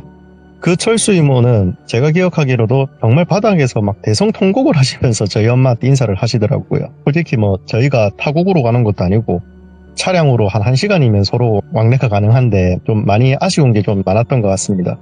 그렇게 저희는 이제 새로운 동네로 이사를 왔고, 저는 당시 또래 친구들과 자연스레 멀어지기 시작했지만, 저희 어머니는 당시에 친했던 아주머니들하고 계속 연락도 하시고 개모임도 하고 그렇게 지내시더라고요. 그렇게 시간이 더 많이 흘렀죠. 어느덧 군대에도 다녀온 성인이 되었거든요. 군대에 제대한 후에 집에서 팅자 학교 복학하기 전까지 막 뒹굴고 있었는데, 저희 어머니가 저한테 대뜸 니 철수 기억나나? 어릴 때 그 윗집에 살던 애 이러는 겁니다. 그래서 제가 기억난다. 그 눈 동그랗고 쌍꺼풀 진하고 까무잡잡하네. 왜? 이러니까 아니 꿈에 그 철수 엄마가 나타나서 내 손을 잡고 자꾸 어디를 같이 가자고 내를 질질질 끌길래 내가 미쳤냐고 소리치고 뿌리쳤는데 영 찝찝하다 이러는 겁니다. 저도 그렇고 저희 어머니도 그렇고 우리가 이 꿈 이런 거를 좀 예산일로 생각을 좀 안 하는 편이거든요. 그래서 제가 어머니께 조심스레 이야기를 해봤습니다. 엄마 갑자기 꿈에 나와서 그러는 게 좀 이상한데 그 아주머니한테 한번 전화라도 오랜만에 해봐라. 뭔 일 있을 수도 있다 애가. 아 그래 알겠다. 네 말대로 전화해볼게. 그러고 전화를 거시더라고요. 근데 그 아주머니께서는 전화를 받지 않으셨고요. 그렇게 저희는 뭐 부재중 보면은 전화하겠지 하는 생각으로 또 하루를 보냈습니다. 아마 그날 새벽이었을 거예요. 제가 혼자 거실 소파에서 TV를 보다가 잠이 들었는데 저희 어머니가 저를 막 미친 듯이 흔들면서 깨우더라고요. 야 엄마 너무 무섭다. 철수 엄마가 또 꿈에 나왔는데 얘 진짜 이상한 것 같다면서 막 처음 보는 겁에 질린 엄마의 모습이었습니다. 저는 이제 정수기에서 물 한 잔을 뽑아가지고 어머니를 먹여드리고 꿈 이야기를 살짝 들어봤죠. 예전에 살던 그 아파트에서 엄마가 꿈에서 혼자 청소기를 돌리면서 거실 청소를 하고 있었답니다. 그러자 누군가가 집 대문을 막 두들기기 시작했답니다. 꿈에서 저희 어머니는 절대 이 문을 열면 안 된다라는 생각을 하고 숨을 죽이고 제 방으로 들어갔답니다. 당시에 살던 그 아파트 제 방이 창문이 아파트 복도 쪽으로 있어가지고 방 창문을 열면은 아파트 복도가 훤히 다 들여다 보이는 그런 구조였습니다. 숨을 죽이고 제 방에서 현관 앞에 누굴까 하는 마음으로 저희 어머니가 제 방 창문을 살짝 여는 순간 창문 바로 앞으로 그 철수 엄마가 뛰어오면서 언니 왜 문 안 열어? 나랑 같이 가야지 하면서 막 피눈물을 철철 흘리면서 창문을 자꾸 흔들었답니다. 그리고 이제 어머니는 비명을 지르며 꿈에서 깼고요. 이 꿈 이야기를 다 들어보니까 소름이 확 끼치더라고요. 이거 예산일이 아닐 수도 있겠다. 그래서 어머니한테 한번 살짝 물어봤습니다. 혹시 엄마 그 아줌마 따라서 어디 가거나 그러진 않았지? 안 갔다. 내가 왜 가는데 미쳤나? 그럼 앞으로 또 꿈에 나오면 절대 따라가지 말고 욕을 해보라. 내일 한 번 더 알아보자. 얼른 들어가라. 그렇게 어머니는 안방으로 들어가셨고 날이 밝자 저는 저희 숙모께 전화를 걸었습니다. 네. 저희 숙모님이 대대로 무속인을 지내는 그런 집 자녀분이셨고 신내림은 안 받으셨는데 이게 확실히 좀 일반인들하고는 다른 걸 좀 느끼시는 분이었거든요. 저는 이제 숙모님께 어머니 꿈 이야기부터 해서 다 이야기를 하니까 숙모께서 이야기를 다 듣고 한숨을 푹 쉬시는 겁니다. 안 그래도 오늘 아가씨나 니나 전화 올 것 같았는데 그 철수 엄마라는 사람 산 사람 아니고 죽은 사람이다 이러는 겁니다. 왜 아가씨한테 그러는지 모르겠는데 확실히 죽은 사람이 맞고 숙모가 우리 엄마한테 한번 물어볼 테니까 좀 기다리고 있어라 하는 겁니다. 그 숙모 어머님이 이제 좀 용한 무당분이시거든요. 무튼 저는 저희 어머니 폰에서 이제 그 철수 이모 그분 번호를 찾은 뒤 제 폰으로 전화를 당시에 한 20-30통 걸었던 것 같아요. 그리고 한 2시간 있었나? 모르는 번호로 전화가 딱 오더라고요. 안녕하세요. 저희 엄마 폰에 부재중이 많이 있어서요. 저는 이제 본능적으로 그 철수라는 걸 알았죠. 니 철수가 형 기억나나? 옛날에 니 돌봐주던 7층 살던 형인데 니가 형 되게 잘 따르고 했는데 그러니까 얘가 기억이 잘 안 나요. 저희 엄마가 지금 좀 많이 아파서 병원에 있어요. 그러는 겁니다. 그래? 혹시라도 무슨 일 있으면 이거 형 번호니까 꼭 전화줘. 그렇게 저는 철수랑 통화를 마치고 저희 어머니께 이야기를 해드렸죠. 그냥 엄마가 많이 아파서 애가 병수발 되는 것 같더라. 내일 엄마가 이 애랑 통화 한번 해보고 병문안이나 가든가 하자. 그렇게 저는 어머니를 안심시키고 밤에 잠이 들었습니다. 그렇게 또 거실 소파에서 잠이 들었는데 전화벨 소리에 또 잠이 깨버렸습니다. 그 숙모더라고요. 전화를 보니까. 숙모께서는 대뜸 저한테 아가씨 그러니까 저희 엄마 괜찮냐고 막 물어보시더라고요. 저는 얘 괜찮다. 왜 그러냐. 알아보니까 그 아줌마 아파서 병원에 있는 것 같은데요. 그러니까 숙모께서 병원에? 네가 직접 그 아줌마랑 통화한 거 맞나? 이러는 겁니다. 아니요. 저는 그 집 아들이랑 통화를 했죠. 그러니까 한숨을 깊게 또 쉬시고 죽은 사람 맞고 당분간 엄마 옆에 네가 단디 붙어 있어야 된다. 숙모가 내일 너네 데리러 갈 테니까 좀 기다리고 있으라고 전화를 끊더라고요. 저는 이게 다 뭔 일인가 싶어가지고 일단 안방으로 갔죠. 안방으로 가니까 엄마가 누워서 막 아픈 소리를 내면서 끙끙거리면서 누워 있는 겁니다. 자세히 가보니까 이제 식은땀도 막 나고 있었고요. 저는 막 소리를 치며 엄마를 깨웠죠. 제가 소리를 치니까 옆에서 같이 주무시던 아버지도 깨시더라고요. 아버지와 제가 같이 막 흔드니 이제 그제서야 어머니가 일어나시더라고요. 아버지는 놀래가지고 이제 이게 다 무슨 일이냐고 물어보셨고, 저는 그동안 있었던 엄마 꿈 이야기를 해드렸죠. 솔직히 아버지는 그런 거 하나도 안 믿는 분이시거든요. 저희 보고 내일 한의원 가서 보약이나 먹으라고 다시 주무시더라고요. 저는 이제 울고 있는 엄마를 끌고 거실로 나와서 좀 달래드렸죠. 그리고 또 꿈꾸는 거냐고 물어보니까 맞다고 하더라고요. 이번에는 그 꿈에서 철수 그 아주머니랑 그 홈땡러스 마트에 갔답니다. 그곳에서 저희 어머니는 카트를 끌며 이리저리 구경을 하는데 갑자기 그 철수 이모가 저희 어머니 카트에 막 먹을거리를 막 미친 듯이 담기 시작했답니다. 그러면서 하는 말이 이거 언니 먹어, 이거 언니 먹어, 이거 언니 먹어 이러면서. 그러자 저희 어머니는 야, 니 미쳤나, 나 이런 거 필요 없다 소리를 치면서 다시 그것들을 빼기 시작했고 결국에는 카트를 다 뒤엎었답니다. 그러자 그 철수 이모가 또 피눈물을 철철 쏟으면서 왜 안 먹어, 언니 거라니까 이러면서 소리를 질렀답니다. 그때 제가 이제 흔들어서 깨운 거였고요. 아, 저는 며칠째 이런 일이 계속 일어나니까 짜증도 나고 또 기분도 나쁘고 막 그렇더라고요. 어머니한테는 일단은 내일 숙모가 데리러 온다 하니까 기다리고 내일 내가 그 철수랑 통화해서 병원에 내가 직접 가볼게. 엄마는 걱정하지 마라. 그렇게 말하니까 또 저희 어머니는 쓸데없는 짓 하지 말라면서 가지 말라고 그러시더라고요. 저는 알아서 한다고 마저 또 잠이 들었습니다. 그렇게 다음날 한 오전 11시쯤 되니까 이제 숙모께서 저희를 데리러 오셨고 저랑 저희 어머니 숙모 이렇게 3명이 차를 타고 무속인 하시는 그 숙모 어머님을 뵈러 갔습니다. 그곳에 가고 있는데 이제 제 폰으로 철수 그 친구한테 전화가 오더라고요. 철수야, 그래, 무슨 일이야? 그러자 얘가 안녕하세요 형, 무슨 일 있으면 전화 달라고 하셔서요.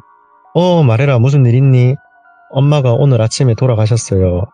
근데 형은 저희 엄마를 왜 이렇게 찾으시는 거예요? 그러는 겁니다. 저는 대충 사실만 말했습니다. 꿈에서 너희 어머니가 몇 번 나오시길래 걱정도 되고 오랜만에 한번 뵙고 싶어서 연락했는데 아프신 줄 몰랐다. 그 장례식장 주소랑 정보 좀 문자로 보내줘 하고 제가 끊었습니다. 네. 그렇게 통화를 마치고 나니까 그 숙모 어머님이 계시는 법당에 도착을 했고요. 그곳에 도착을 하자마자 이제 저희 어머니는 화장실을 먼저 가셨고 저와 숙모가 먼저 들어갔습니다. 들어가니까 백발의 할머니께서 TV를 보고 계시더라고요. 숙모는 엄마 우리 왔다 하면 이제 인사를 하셨고 저는 저분이 숙모 어머님이구나 하고 할머니 안녕하십니까 숙모 조카 김군입니다 하면서 인사를 드렸습니다. 그 할머니께서는 저를 보시더니 아이고 야물딱지네 하면서 막 얼굴도 만지시고 웃으면서 안아주시더라고요. 그렇게 저희 3명은 법당 바닥에 앉아서 사적인 대화를 하기 시작했습니다. 그렇게 개인적인 이야기들을 주고받으면서 안부를 묻고 있는 와중에 저희 어머니께서 들어오셨고요. 저희 어머님께서 들어오시면서 안녕하세요 어머니 하면서 들어오셨죠. 근데 그 할머니께서 저희 어머니를 딱 보자마자 인사도 없이 대뜸 야 이 샹나 여기 누가 있는데 네가 함부로 들어와 하면서 소리를 냈다시 이러는 겁니다. 저는 너무 놀래가지고 갑자기 막 딱꼭질이 나기 시작하더라고요. 예. 저는 그 숙모 어머님을 가만히 바라보고 있었고 저희 어머니도 너무 놀라가지고 법당 입구에 가만히 서 계셨고요. 그러자 그 할머니께서 갑자기 일어나셔서 저희 어머니를 막 밀치기 시작하는 겁니다. 나가라고. 저희 어머니는 너무 놀라가지고 마당까지 내려가서 이제 주저앉으셨고요. 근데 그 어르신이 그래도 분이 안 풀렸는지 무슨 서랍장 같은 곳에서 시퍼런 도끼 같은 무슨 칼을 꺼내들고 나오시더라고요. 이게 자세히 보니까 무슨 조선시대나 무슨 사곡에 백정들이 돼지 잡을 때 쓰는 그런 칼이 있지 않습니까? 그렇게 생겼는데 그게 아마 지금 생각해보니까 무구 그런 거였던 것 같습니다.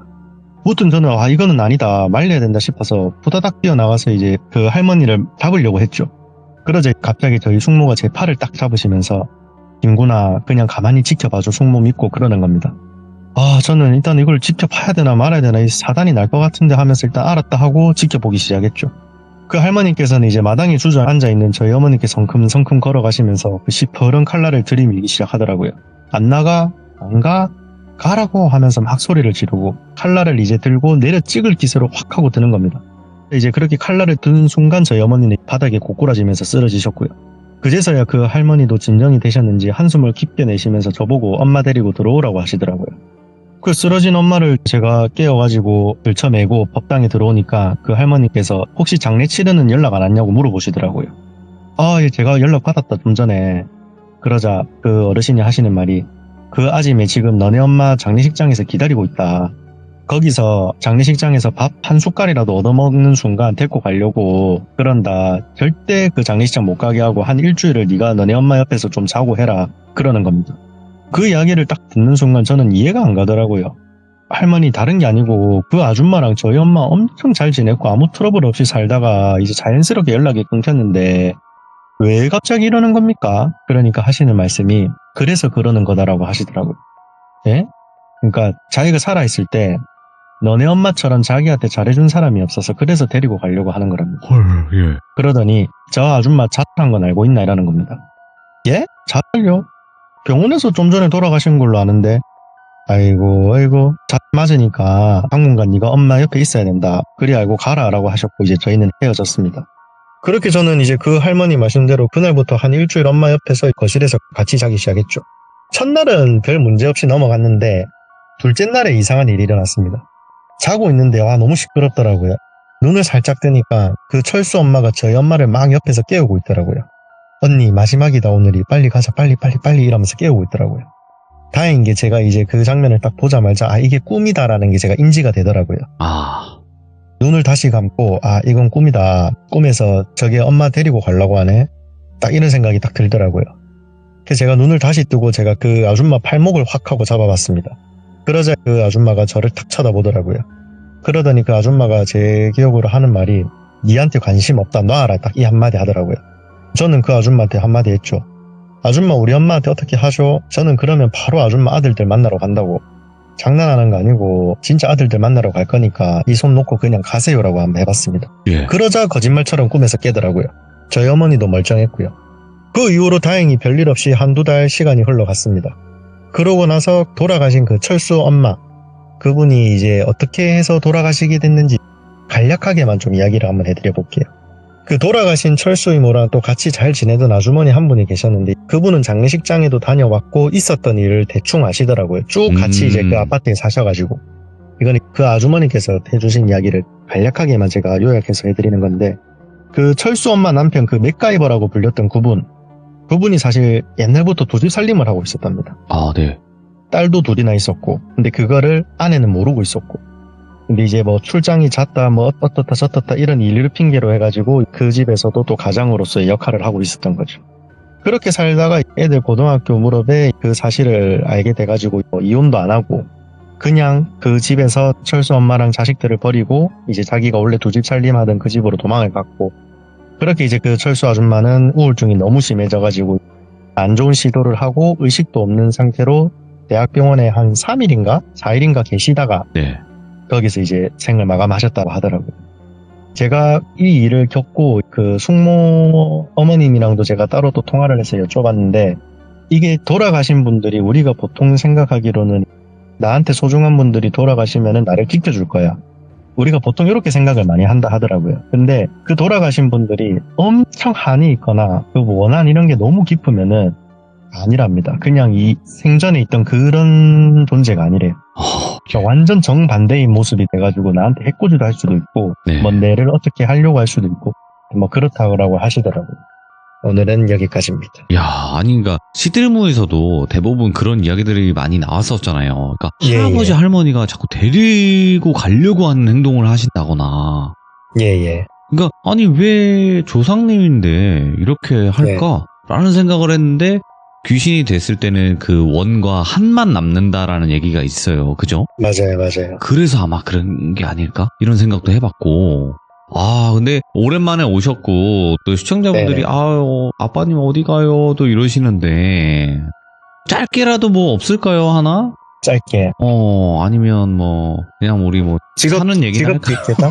직업 괴담 이런 거 아무래도 다들 좋아하시고 하니까 그쵸. 간단한 거 하나 해드리겠습니다. 좋습니다. 네. 예. 그때가 한 3년 전에 있었던 일인데 제가 그 볼룸 투룸 이런 임대업을 제가 지금 하고 있지 않습니까? 부동산 중개업을. 그래서 이제 손님 한 분이 투룸을 찾는 손님이 한 분이 계셨어요. 제가 말하는 투룸이라는 게 거실 하나에 방 2개 있는 그런 구조의 투룸인데 이걸 찾는 사람이 있었고 때마침 이분이 찾는 조건에 제가 들고 있는 매물이 딱 맞는 집이 하나가 있었습니다. 오호. 근데 저희 손님 같은 경우에는 경찰분이에요. 형사분이고 나이가 30대 중반인가 후반인가 그랬는데 하여튼 손님 안내하면서 저희가 이제 사적인 대화도 많이 하다 보니까 알게 됐는데 자기가 이혼을 하고 혼자서 이렇게 살면서 이제 집에다 생활비를 주고 있다. 그렇게 이야기를 하시더라고요. 그래도 어쨌든 책임을 다하시니 뭐 대단하십니다 하면서 그 형사분을 제가 안내할 집을 데리고 갔죠. 데리고 가서 이제 그 집을 비번호를 치고 들어갔는데 참고로 그 집은 세입자가 살고 있는 방이었어요. 세입자가 살고 있는 방이고 계약 기간이 남아있는 도중에 그 세입자가 이사를 가려고 집을 내놓은 상태였거든요. 그렇게 이제 사전에 이 집은 사람이 살고 있고 남자분이 살고 있어서 집이 좀 더러울 수 있다. 근데 나가고 나면은 깨끗하니까 그런 거는 신경 쓰지 말고 그냥 방만 보시면 됩니다. 이러면서 제가 데리고 갔죠. 데리고 가서 그 세입자분이랑 저희랑 이제 만난 거예요. 처음에는 그분이 비번호를 알려주셨거든요. 자기가 집이 없다고. 그래서 비번호를 제가 치고 들어갔는데 그분이 거실에 앉아서 담배를 태우고 계시더라고요. 그래서 저희가 아이고 계신지 몰랐습니다. 아이고 죄송합니다 하면서 제가 인사를 드렸죠. 그러니까 아이고 괜찮다면서 자기 이제 막 나갈 거니까 편안하게 보시라면서 이제 그렇게 하고 딱 나가시더라고요. 근데 그분이 나오고 나서 제가 이제 안내했던 형사님 있잖아요. 그분이 방은 안 보고 계속 막 핸드폰을 보면서 어디서 봤더라 계속 이러는 겁니다. 그래서 제가 왜 방을 안 보고 딴짓 하시지 이러면서 이제 사장님 집 안 보세요 물어봤죠. 잠깐만 있어 보라면서 그 거실에 자기가 테이블에 탁 앉더니 자꾸 자기 그 핸드폰에 갤러리 들어가서 사진첩을 막 뒤지더라고요. 그렇게 한 5분 10분을 갖다가 계속 앉은 채로 막 사진을 찾길래 저는 너무 답답해서 물어봤죠. 사장님 저도 다음 일정이 있는데 빨리 보시고 이걸 좀 해주셔야 된다니까 찾았다 이러는 겁니다. 알고 보니까 그 세입자가 그 자기네들이 이제 수배범이라 하죠. 수배범인데 그냥 우리가 뭐 다른 뭐 폭행이라든지 이런 게 아니라 그 살인 사건 용의자 수배범이더라고요. 강력범죄네. 강력범죄 그거예요. 예. 그래가지고 자기가 찾았다 이러더니 저보고 사장님 잠깐만 조용히 하고 있으라면서 전화를 막 하시는 거예요. 여기 어디 이러면서 뭐 지원 뭐 요청 바란다면서 제가 집 안내하다가 이게 다 뭐지 이랬는데 저보고 이제 자연스럽게 또 그 사람한테 전화를 걸어가지고 이거 뭐 옵션 같은 거 물어볼 거 있다면서 좀 통화를 해서 어디 있는지 좀 빨리 알아보라는 겁니다. 그래서 제가 전화를 해서 사장님 뭐 여쭤볼 게 있는데 어디에요 물어보니까 자기가 집 앞에 편의점에서 담배를 사고 있다 하더라고요. 그래갖고 예 알겠습니다 하고 뭐 이거 에어컨은 작동 잘 되는 거죠 이러면서 제가 이제 시간을 끌고 있으니까 형사가 내려가가지고 혼자 그 편의점 가서 그 사람 검거하고 그랬던 적이 있었어요. 야, 진짜 별의별 일이 다 있네. 부동산 네. 하다 보면. 근데 나중에 그분이 이제 예. 뭐 어쨌든 저한테 막 고맙다면서 막 이야기를 해줬는데 그게 보니까 뭐 전처 살인 사건 용의자니까 전 부인을 어떻게 해가지고 이제 도망 다녔던 그런 사람. 집도 집주인한테 물어보니까 자기 명의로 계약을 안 하고 이상한 여자 이름으로 아줌마 이름으로 뭐 계약을 해놓고 그러니까 자기 네. 애인 이름으로 집을 계약하고 거기서 자기가 살고 그런 식으로 도망 다니던 그런 사람이었다 하더라고요. 야, 근데 진짜로 뭔가 이 부동산 중개업을 이렇게 하고 계신다 그러면 굉장히 또 민감하거나 아니면 좀 여러 가지를 묻고 싶은데 네. 사실상 뭐 묻는다고 하더라도 그런 일을 여쭤보셔야 겪으셨어야지 되네요. 네. 답을 주실 수 있는 문제들이 많은데 진짜 사람도 무섭고 귀신도 나오는 매물도 있고 그러니까 양쪽을 다 겪는 그렇죠. 직업인 것 같아요 보니까. 그렇죠. 네, 오늘 그래도 공주 아빠님께서 조금이라도 이야기 더 해주셔서 너무너무 감사합니다. 너무 좋았어요. 감사합니다. 감사합니다. 네. 자, 여러분들, 공주 아빠님께서 부동산 쪽 직업괴담이라든지 아니면 이런 개인적으로 겪었던, 가족분들과 겪었던 이야기라든지 이런 이야기들이 굉장히 많습니다, 이분이. 보통 삶을 사신 분이 아니라는 건 아마 이야기 들어보신 분들은 아마 아실 겁니다. 그래서 돌비 공주 아빠 검색하셔서 처음으로 참여하셨던 이야기부터 한번 꼭 들어보시길 바라겠습니다. 감사합니다.